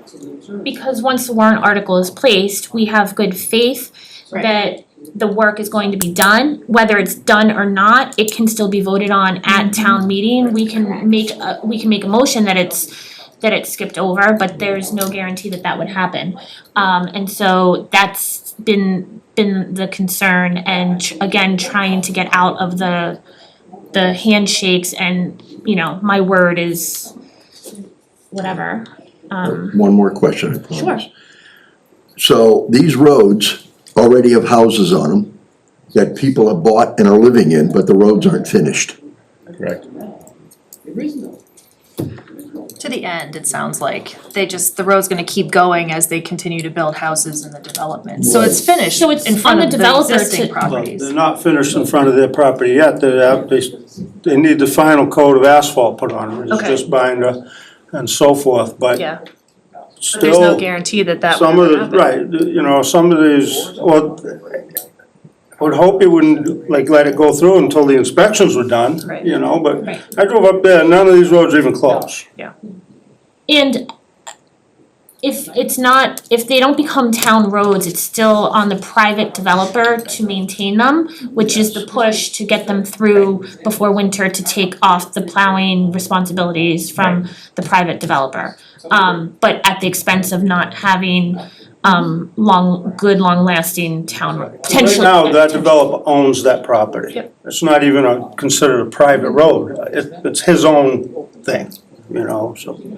And I would just add that, street acceptance is not just like the final coat of pavement, it's the curbing, it's cleaning of catch basins, it's sidewalks, it's street trees, it's everything that was part of that original. Stormwater, Correct, stormwater. everything that was part of that original approval, but that's not to say that these residents don't have like a paved roadway to drive on, they do. They have one layer, like you said, Chris. Yeah. Yeah. Okay. But no They're not sidewalks. mud, they're not dirt where the houses are, Okay. say, you know. But no Generally, the sidewalks. first thing they do is they'll put some binder down for a road and then they'll work off of that, but it's all torn up all the time, it's. And I guess my question was, school buses can get through there, No, school If they buses need do to not pick go up School there. buses won't go down there. Oh, Pick 'em even up though on it's Main. paved. on the end of the Okay. road, huh? They won't go in the private stuff. Interesting. Okay. Norm, did you have something? Nothing other than, well, there's a couple of things I agree with you, there's a couple that I don't. Just as a clarification, this Woodside Ave is part of Bryce Lemon Estates. It is a phased subdivision. There are like 5 different phases. And you have to realize that this is being built out over 10 years. 10 years or maybe more. And what obviously the developer wants to do is, do one part of it, get that accepted, do the next part, rather than having to wait until the very final end. So this builder's looking for acceptance on this piece in this phase, Yeah. but nothing, not They're everything. not even complete phases, they're just pieces of phases. Okay. He's broken it up, they've broken it up so much and they're building here and they're building over there. They're going a little in here and they'll do another road here. It's not in phases. It's not in phases. Wherever he wants to do it. Kind of like we see up at Harmony Homes where they are building in phases. Okay. And I think part of the concern is because they're not done, you still have all the equipment going up and down those roads, so the stuff that has been accepted is now all dug up because of everything coming out, and the town's now responsible for that instead of the developer when it's all done. Yeah. Okay. I'm By the time it's all done, you got a road that's all beat up again. right, that we now have to pay to, It happened up on Vista. All coming down the whole hill on Vista, it's all had to be patched by the DPW because they accepted all Vista and that was all done. That was one developer, then another one went in up above. And all those trucks coming down the hill, And used all those asphalt slid right accepted down. roads. right. Whereabouts on Vista? Because I've been down there recently. All of it? As you start up the hill on Vista. Oh, okay. The coming down road on the left, you'll see Yeah. it's all patched in the middle, cause all Okay. that asphalt was sliding down the hill from Yep, okay. trucks coming down the hill. Yeah, Okay, I'm thanks. I'm personally in agreement with Leah to not see it, we need to start holding them accountable and, we have a long history of, we'll get it all done and then it's Right, accepted and then it just, Right, it's credibility. right. And They have you, lost it they in my have a opinion. folder this thick of Yes. not being credible. Yes. As far as I'm concerned, so Yes. you know what? I agree. Why? And if they wanna do it in pieces, that's one thing, but you'll have to come up with a policy. Right. And then make them mill and pave the parts that they've been driving over, just so that it's all done nice at the end. If it takes 10 years to build it. That's just my suggestion. I think personally, for a long time, I think the town has been on the non-positive side of some of the bigger development in town. And I think that, not that we're looking for a lot, but we're just looking for not having to constantly go back in and fix and maintain things that we shouldn't have to based on the amount of time that we have had them. So that's been pretty costly to the town, the way we've been doing it? Yeah, Yeah, if we have to go in and repair it, asphalt's not cheap, labor's not cheap. not I today, could spend that money on plenty of other roads okay, that aren't only 6 or 8 years old. okay. So I think it's best if we have a motion to not lay out the ways. Do you think that that's appropriate, Tamika and Seth, to make a motion to not lay out the ways as presented? If you could just mention the 3 road names in the motion, that would be great. Do you need the stations also, or just the roadways? No, just the roadways are fine. Thank you. Make a motion to not approve the acceptance or layouts of the road. For Woodside Ave, Arrowhead Drive, Pioneer Circle, Rutland, Massachusetts. I will second. Moved it out We have a of the motion and a second. Any other conversation? Roll call, Harry?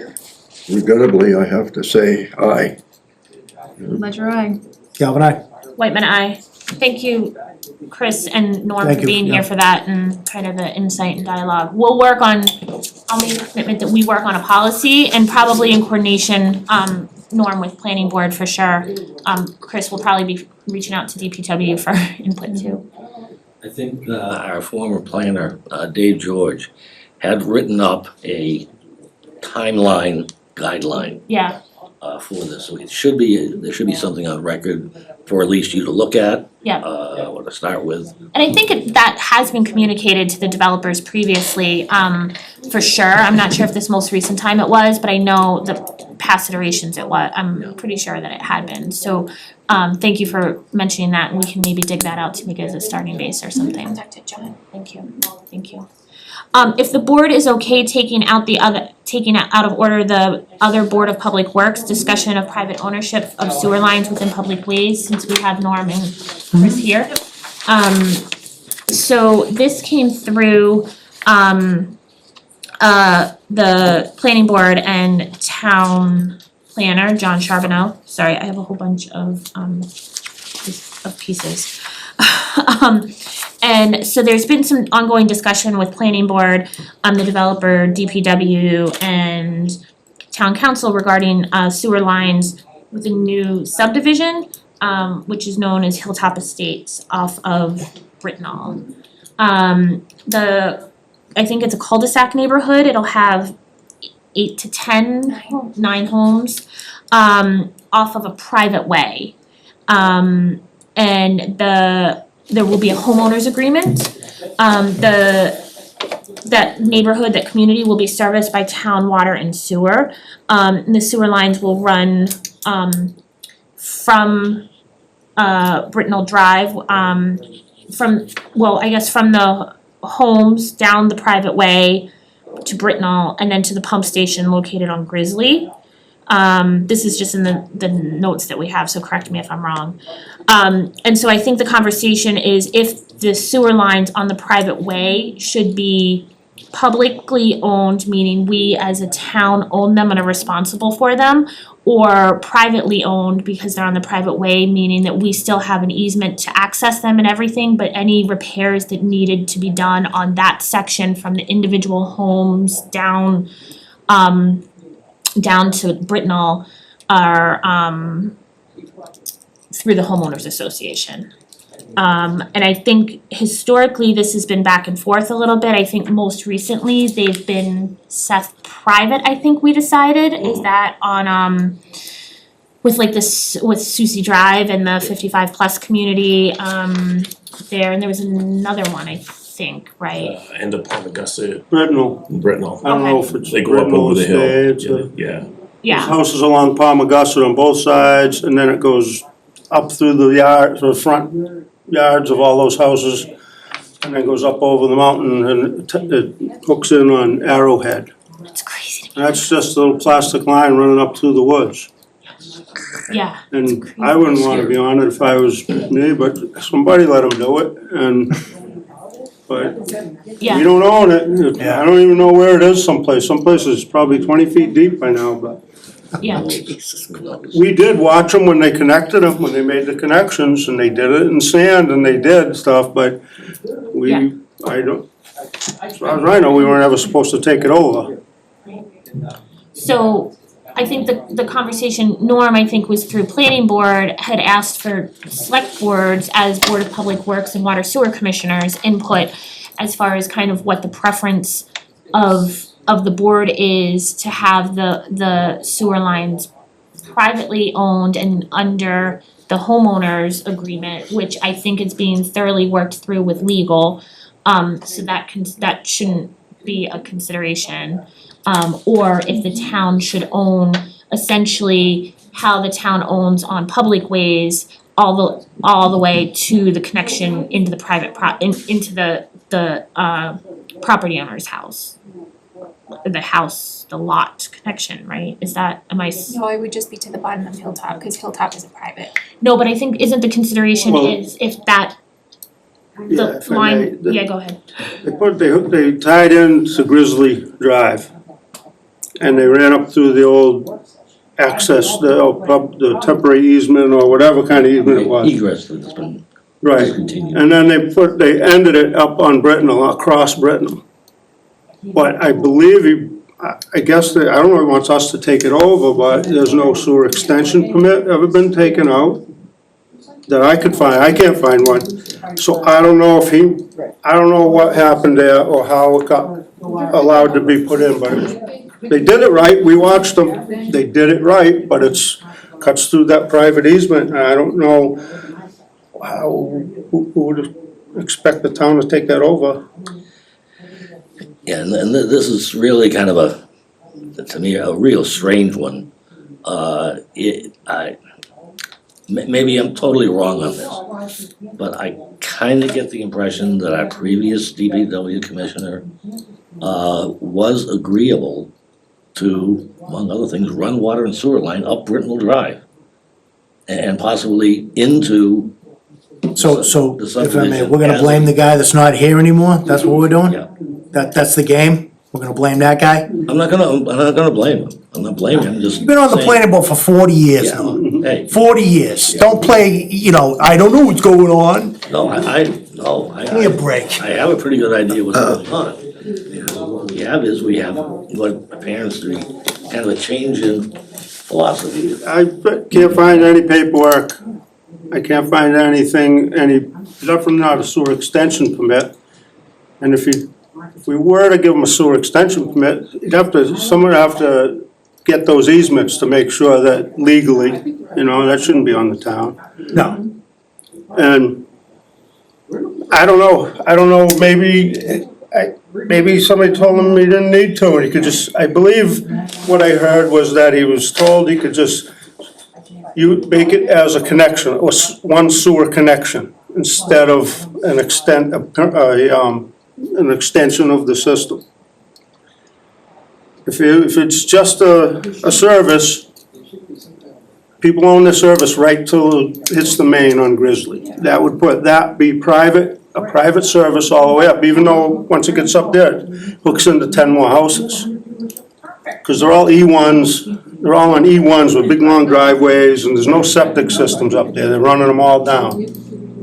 And then gonna go gravity for a couple 100 feet along Brittenell, I believe, from where he is now up to one of the main driveways, I guess, according to the drawing.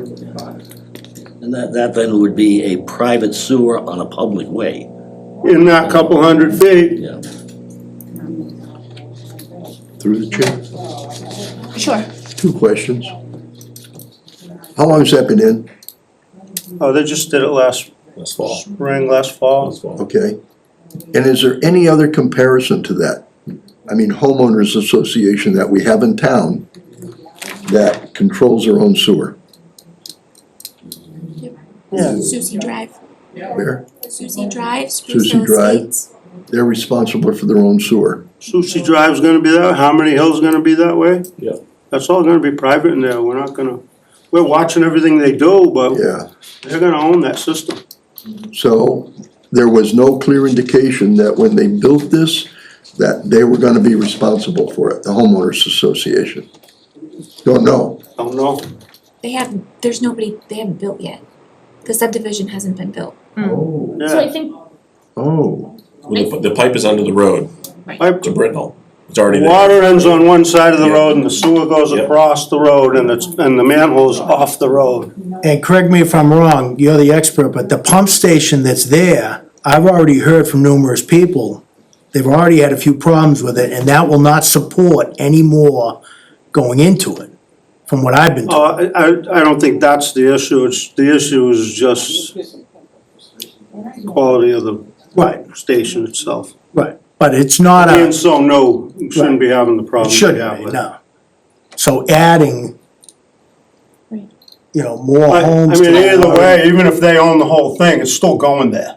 I was gonna say, I think no matter what, You the know, way. no matter what, it's gonna go there. The argument, I guess, is who's gonna own that piece of 8-inch sewer Right. and maintain it? Who's gonna fix it 8, 10 years, 20 years?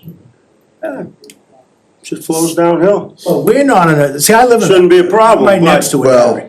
The Yeah. good part is they are on E1s, so it's all ground up, it's mostly liquid that runs through it. That's a good thing as far as maintenance, but But so I think I kind of have been thinking about it and trying to weigh the pros and cons and talked to kind of Seth and Austin and John a little bit to try to work through like I said, the pros and cons of it.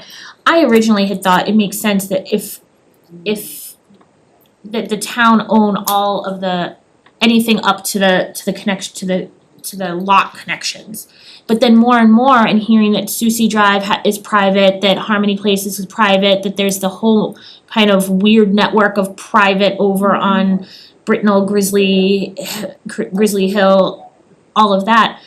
And then hearing all of the other concerns or considerations, put it in the homeowners, I'm now personally of the mindset, keep it private, put it in the homeowners agreement, make sure that the homeowners agreement has it documented, the homeowners know what they're getting. And because it could be a huge cost, potentially, if something were to fail, to the townwide water sewer users, and if there's not enough capacity there to take, or sewer users, if there's not enough capacity there to take it on, then it becomes a townwide issue for entirety of town. When I think following the whole process, there's been challenges and struggles just about that whole subdivision from before it even existed. And so I think that adding an additional piece of liability on the town side is not fair to the town entirety. So sorry, but I'm ignorant to all this. So the association's gonna be up in the hill, right, the new homes? Their water's gonna come down to the pump station. The pump station is owned by the town, correct? So if the pump station goes, who fixes the pump station? the town. The town does. So Already. they own the pipe. Because we've accepted that already, Okay, even though Grizzly Drive is only half done. right. And there's no pump stations don't have a volume of a number of users or like households or flow or anything that They do, but that's, I would assume was all figured in long before they built it. It should have been in the original plans of how many gallons, they can handle and, I mean, that pump station it only runs about 10 times a day at, maybe 20. Each pump probably runs about 10 times a day for 4 or 5 minutes at a time. So that tells me that there's plenty of capacity still. The pump station isn't overwhelmed. It's just has its issues. Capacity, if it was running all the time or every 5 minutes and nonstop, then we're at capacity. Right. Thank you. So, if I'm through the chair. So what we're being asked here, maybe I'm a little cloudy, but what we're being asked here is, we've got other homeowners associations that are responsible for their own sewer lines, and we're being asked, if you will, to make an exception for this one? No. Seems like it. I won't say we are being asked, I'm just saying it seems like that if we take the town on this one, we're kinda throwing sand on the other ones that we've already approved for that. Okay, You know, I don't know why it would have done that kind of work without a permit, sewer extension permit from the town or the DCR or whatever. Well, That's the and concern. I think there's been some concern in other areas as well that our water sewer regs aren't being followed as they should be either. And how do we get those to be followed and enforced? And also, Harry, to your point, this is maybe another policy or update of our water sewer regs as far as the public versus private piece, and just get it in our regs at this point. So this pipe that goes up the access road now, that's just a dead pipe? Yeah. It's not nothing, it just does nothing, so it's just there, so No, it's not, it's just. It's just a dead pipe. It's couple of manholes. Yeah. Because it drops in elevation, so they gotta put them in manholes and. right. But Right it's, now, it's just an 8-inch sewer line that runs up through that easement. right, Yeah. And there is a fire hydrant at Rutland. And there's a water line up it and a sewer line. and the fire They hydrant's both been go cleared. right to, and then it's a live hydrant. The hydrant and water is live there. Now, they're supposed to pull permits to do that, right?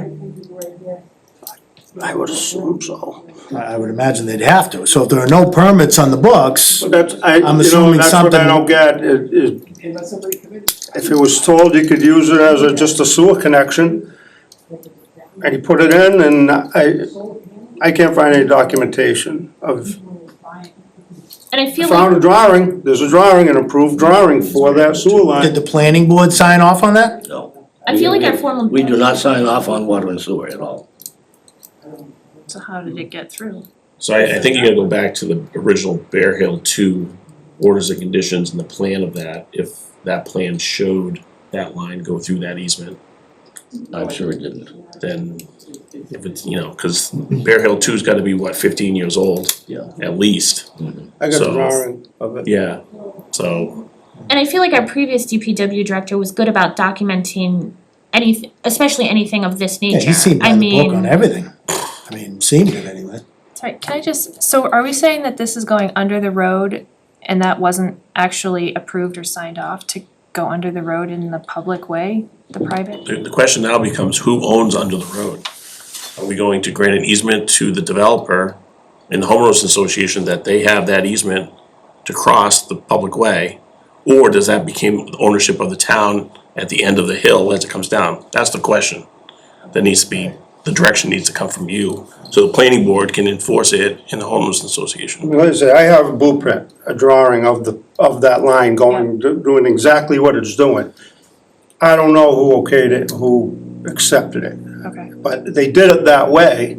The issue now is not to let them put it in, it's already in, Right. the issue is who's gonna own it. If we had all of this, is this something that would have been approved as it's I would currently? assume it would have had to have been from my point of view, if it's gonna be, you wanna extend the town's sewer line, you fill out the proper permit. Yeah. Get the drawings approved, get the easement approved, all set. I don't know how it got okayed to get put in. I guess that's where I. It didn't, they I dug have- it, and now we're talking Now we're about it. talking about, it, yeah. It's that's- happened time and time again, Right. that's, That's I mean, right. that's what, And and no one ever No, right. does anything about it, so they do it again and again and Well, again and again. that's where I have a mean, concern is, part of me wants to just put the onus on the developer because we don't have Yeah. any of the documentation, but at the same time, what happens if something does go wrong with that and they have to go under the streets that we own? Like, how do we control It's a that gravel work? road, it's not a big deal, but Yeah, from manhole to manhole across the road is not a big deal.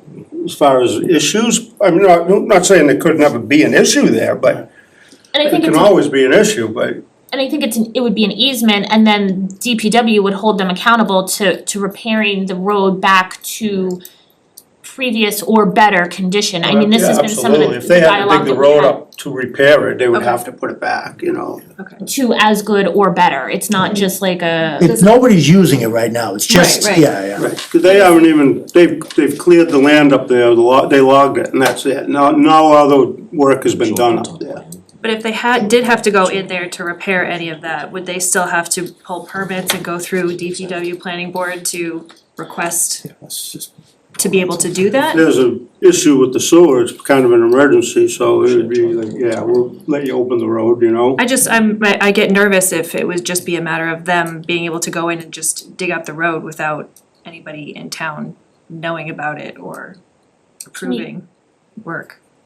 Sorry. I was just gonna add that there, and Norm, you can correct me if I'm wrong, there's language that was put into the homeowners agreement as far as like a mechanics lien. So if the town had to put money into something that was owned by the homeowners, you know, they essentially the town can lien the properties for the amounts owed to be paid back. But I know that doesn't answer your question about notifying the town if they Yeah. had to do the work. Dig up the I road. mean, they would have to tell us, they have to do an emergency dig safe, they have, you know, so we would have, we would would be have to aware of know it. if they were gonna dig up the road, you Okay. know? We would make sure that they put it back right, I mean, Yeah. that's. So this came before, I asked to have this placed because planning board and John had asked that I attend the October 8th planning board meeting to kind of offer some guidance for planning board as they're working out the order of conditions and everything. If the board here, as Board of Public Works and Select Board and Water Sewer Commissioners, would rather it stay private and go through the homeowners association agreement, or everything is public in which it's the town takes control and maintenance and everything.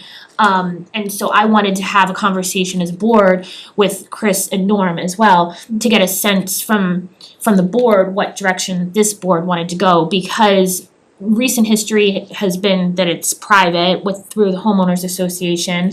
And just again, getting in front of us again as a future agenda item, our water sewer regs, and probably updating with this piece and looking as to why things are happening without any sign off or permits or anything. And I don't know, it's kind of putting the horse after the cart now, but following up and getting those permits and easements in place so that if the board goes private, that then everything is an agreement there. If the board goes public, we would need the easements to be able to go onto the private way, so there needs to be easements on either side, if I understand correctly. Yeah, I mean, I don't see how it benefits the town No. to get involved with that. And what's in the ground now, if there were no permits, there was no inspection. There's So no we don't even know what's in the ground. Too much We liability. did watch them.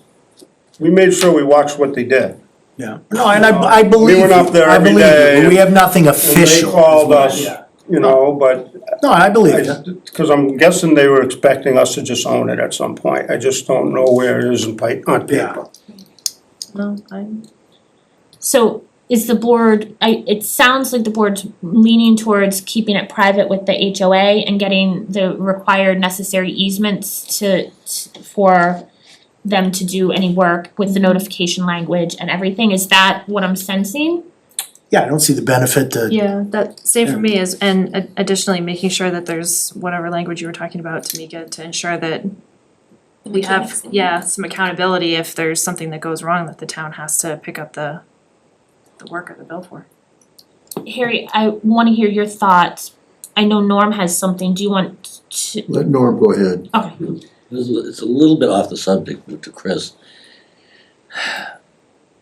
Would there be any difference in the installation requirements if the section that goes along Brittenell Drive were going to be town-owned versus if it were just going to be privately owned? Well, you still have to do it according to the installation book that we have for installing water and sewer lines. But I'm assuming we made that rule for stuff we were gonna own. Now, I'm assuming sewer lines are now, what kind of material?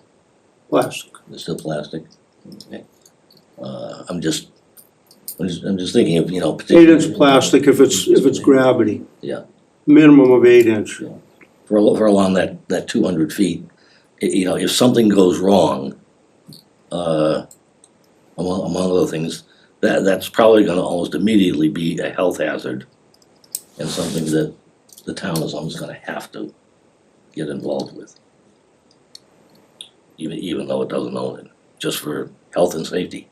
Right, but if there's an Which is fine, avenue, a yeah. fund, an avenue of homeowners fund to recoup or pay for some of that, rather than have all the other ratepayers, or heaven forbid it's more than what the ratepayers are able to cover, that all of town needs to pay for something that That's true. wasn't Same thing. approved, Same like, Yes. It's an accountability That's thing, been Yeah. We- we're just back to what we were just talking about with Right. all the street acceptance stuff, Right. it's just, Well, you had to dig it up I'm- because they weren't there. They dug it up Right. and fixed it last year, yeah. and the homes haven't been built yet, it's, buyer, a little bit of buyer beware. Right. Like, they need to do their research and see what the builder's done, what their water sewer looks like, they're gonna have the HOA, that's going to be documented, that's gonna be with the deed, so that's unfortunately, the onus is on the homeowner. the buyer and the homeowners and the perpetual buyers then, right? But at the same time, is it fair for us as a town to take on all the expenses of it? Yeah. Seth just brought up a good point. Countryside Estates, for one, has had their own private sewer line pumping right up the middle of Maple Ave, all the way up to beyond Kenwood, where it goes to Gravity. And they've owned it all these years. Whenever there's an issue, they dig it up, they fix it, town hasn't ever had to touch it. Yeah. And that's right down the middle of Maple Ave for, I don't know, a quarter of a mile, so. Yeah. There's a private sewer line under a town road, and it's been Almost there for 50 years. years. It's been there since I was a kid. Wow, That was a long time ago. thank you. Harry, I know you're processing. Taking it in. Getting ready. You know, I've heard Norm and, Chris, and what concerns me is we have no documentation from the builder. And I'm concerned that if we don't use the homeowners, put the onus on the homeowners, how it could come back to us, because we don't have documentation for something that we're gonna get. Two, I don't know as we should be setting precedent. If other homeowners associations that we've done have their sewer agreement to the homeowner, I don't know as we should be changing that precedent and saying, hey, we'll take it on now, even though we did do it for them and for them. So I look at this and I'm concerned if we don't put it on the homeowner, where it will leave us going forward, particularly over the years. Where, again, no permits, no paperwork, no nothing has been done. And I don't think the town should be in that situation, so if that kind of clarifies my point of view. So, do we wanna take a vote that the vote of the board is to keep it private with the homeowners association, or is that the dialogue that I've been asked to attend and to authorize me to go to planning board on October 8th to communicate that. I was just gonna suggest, I know that you have a prior commitment on Tuesday evening. I can compose it into a memo and provide that to the planning board. So I can be on Zoom for the beginning part of it. I have Citizens Police Academy. Yeah. So I already told Brendan that I would probably step out to be on Zoom for the beginning part, and I think I talked to John, he said he would communicate with Norm if I could kind of be on the earlier side of it. I'm happy to be there if there's questions, you know what I mean? Is that the part where they tase you, or you're gonna step out for that? Just kidding. I know. It's like Tase a slick person. So I would, I'm fine, it might be good to have a memo from the board as Yeah, yeah. well, just to have a paper trail. I definitely would want a memo, for Yeah, sure, yeah. for sure. Yeah. Yeah, it sounds like we're all on the same page, so. So do we want a motion to authorize me to attend the planning board if there's questions, but for Tamika to draft a memo that the desire of the board is to maintain private sewer lines for the Hilltop Estates subdivision and have it, the language worked into the HOA for covering the cost of that, as well as working through the easement agreement language that is needed. So moved. Does that cover all the bases? So,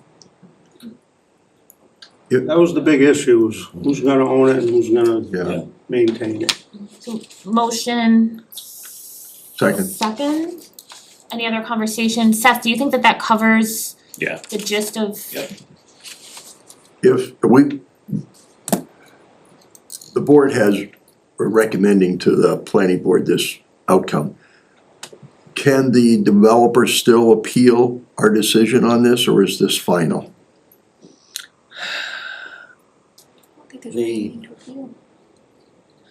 Okay, the only part of this that the planning board really has anything to do with will be the homeowners association agreement.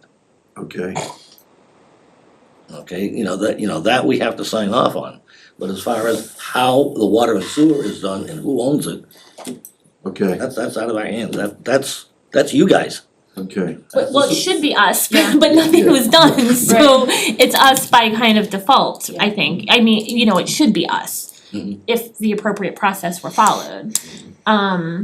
So I think if we can try to go back and fill in whatever we need to permit wise or especially easement wise, yeah. So we have a motion and a second. The only other thing I'd mention is that we are very keenly aware of how carefully and completely this homeowners agreement is going to have to be written. It's unlike anything that we have done before, and I believe we have already, I think, consulted town council on some points regarding it, because I guess the biggest thing is, I still think, if there's some kind of I'll call it a catastrophic failure of that sewer system, that's gonna cost a bunch of money, chances are the homeowners association is not going to have enough money to be able to make a serious, repair. And what will end up is, okay, the town's gonna end up putting liens on these houses, and I'm sorry, that's messy. It really is. Well, I think the biggest issue that they could have up there would be individual lines running, because some of those houses are 600, 700 feet off the road. They're gonna have big, long pipes for their E1s to go up to the, so I think that's the most issue they could have, is their E1s screwing up, not so much the liquid. Most of them are not. Yeah. They're not gonna be that far off of the private road. Okay, and if you look at the plan, some of the plans where this was originally submitted, the whole thing was originally submitted as one giant A&R. Okay, with like 10 estate lots, with everyone having his own driveway down onto Brindle Drive. Okay? They've changed that, because that's the print I have. Yeah, and that plan showed houses being put up at the end of those driveways. Big, long driveways. With this private road, they won't be. They'll have shorter driveways. So I just we have a motion and a second, so if we can take the vote, but I also it's amazing to me that our DPW doesn't have updated plans that went from an A&R plan, I think 2 years ago, to a subdivision now, so yeah. I'm sorry, Chris. Motion and a second, roll call. Harry? Second, aye. Ledger I. Galvin, aye. Whitman, aye. Thank you. Thank you both, and I will be there on the 8th, but I think Tamika, if you can draft and maybe just send it around to the rest of the board just to see the draft or the memo. If anybody has any major concerns, just email Tamika straight back. But thank you. Thank you. One more thing before Thank you. Thanks, Chris. Thanks, Chris, thanks, Norm. Thank you. Is our alcohol nips bottle. This, I think, was a conversation we started last time. And I believe Chief Monaco provided a memo. I think a member had asked to have kind of input from the police chief, and everything. And I believe Chief Monaco has provided, a memo regarding nips. I know this comes before us periodically as a source of litter in town. And ultimately, Chief Monaco says, my recommendation at this time would be only to encourage complainants to report any littering incidents or specific problem areas to their police department and Department of Public Works. Although catching violators in the act is difficult, we are more than happy to focus some extra attention on specific areas where this appears to be a problem. As well as I know the Girl Scouts and some of the other community organizations do try to do litter cleanup days. And again, if you are out and about and can take a trash bag and pick up whatever you see. But I think the concern is that, and after some of the research that Chief Monaco had done, he found that most reports were not, it didn't relate at all to reduced litter.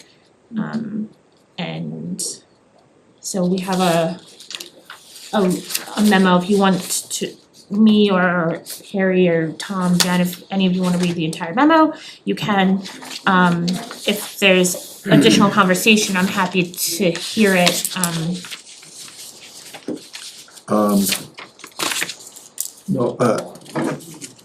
My only concern was brought up by town citizens with regard to the trash and everything.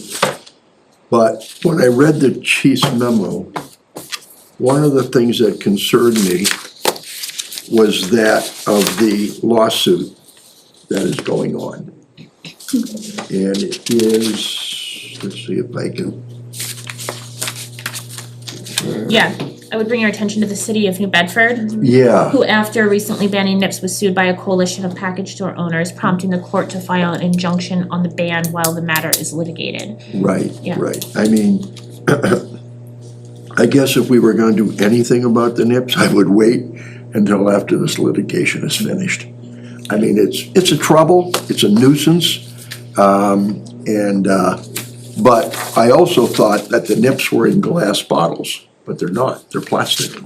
So there's no more glass actually walking on and that stuff, it's just so I would say, for now, that although it was important to the citizens who asked me, that we just kind of table it for now. I know- Just postpone it. I know one of the considerations that kind of floats around at the state level periodically is adding a deposit to nip bottles. Just as a incentive to either people who pick up the nips to return them, or people to not throw them out because they would get the returnable, the 5 cents or whatever.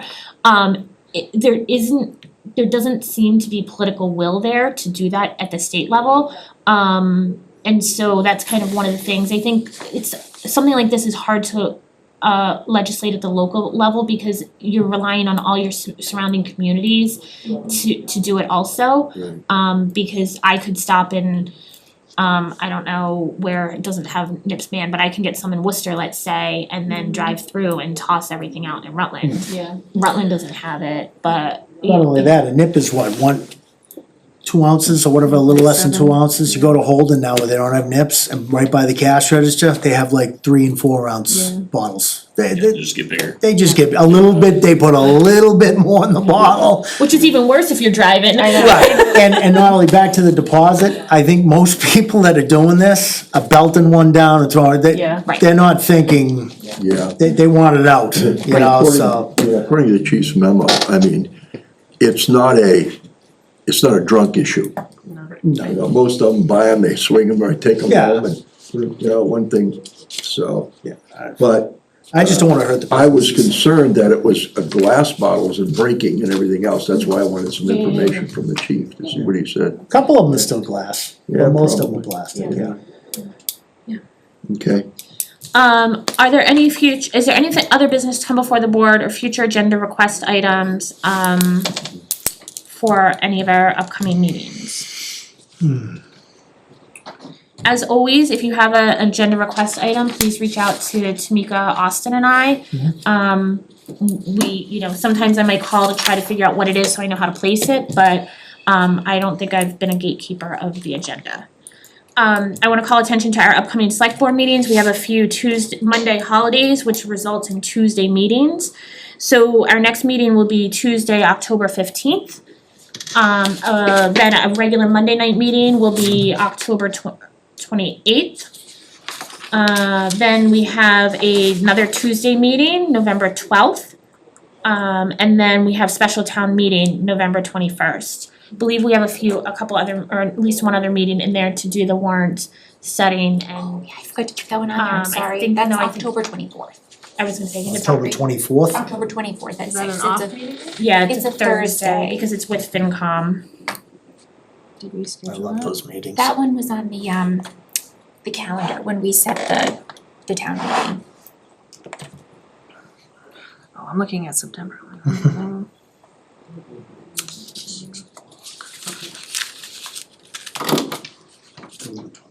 What date was that for setting the warrant? Thursday, October 24th Okay. at 6. And that was in the calendar that we had approved at our last meeting for our setting out or 2 meetings ago, I think. Yes. If there's no other business before the board, I would entertain a motion not to return to executive session, to adjourn to executive session for reason number 1, to conduct strategy sessions in preparation for negotiations with non-union personnel or to conduct collective bargaining sessions or contract negotiations with non-union personnel, subject town administrator's contract. As well as reason number 3, to discuss strategy with respect to collective bargaining or litigation if an open meeting may have a detrimental effect on the bargaining or litigating position of the public body and the chair so declares.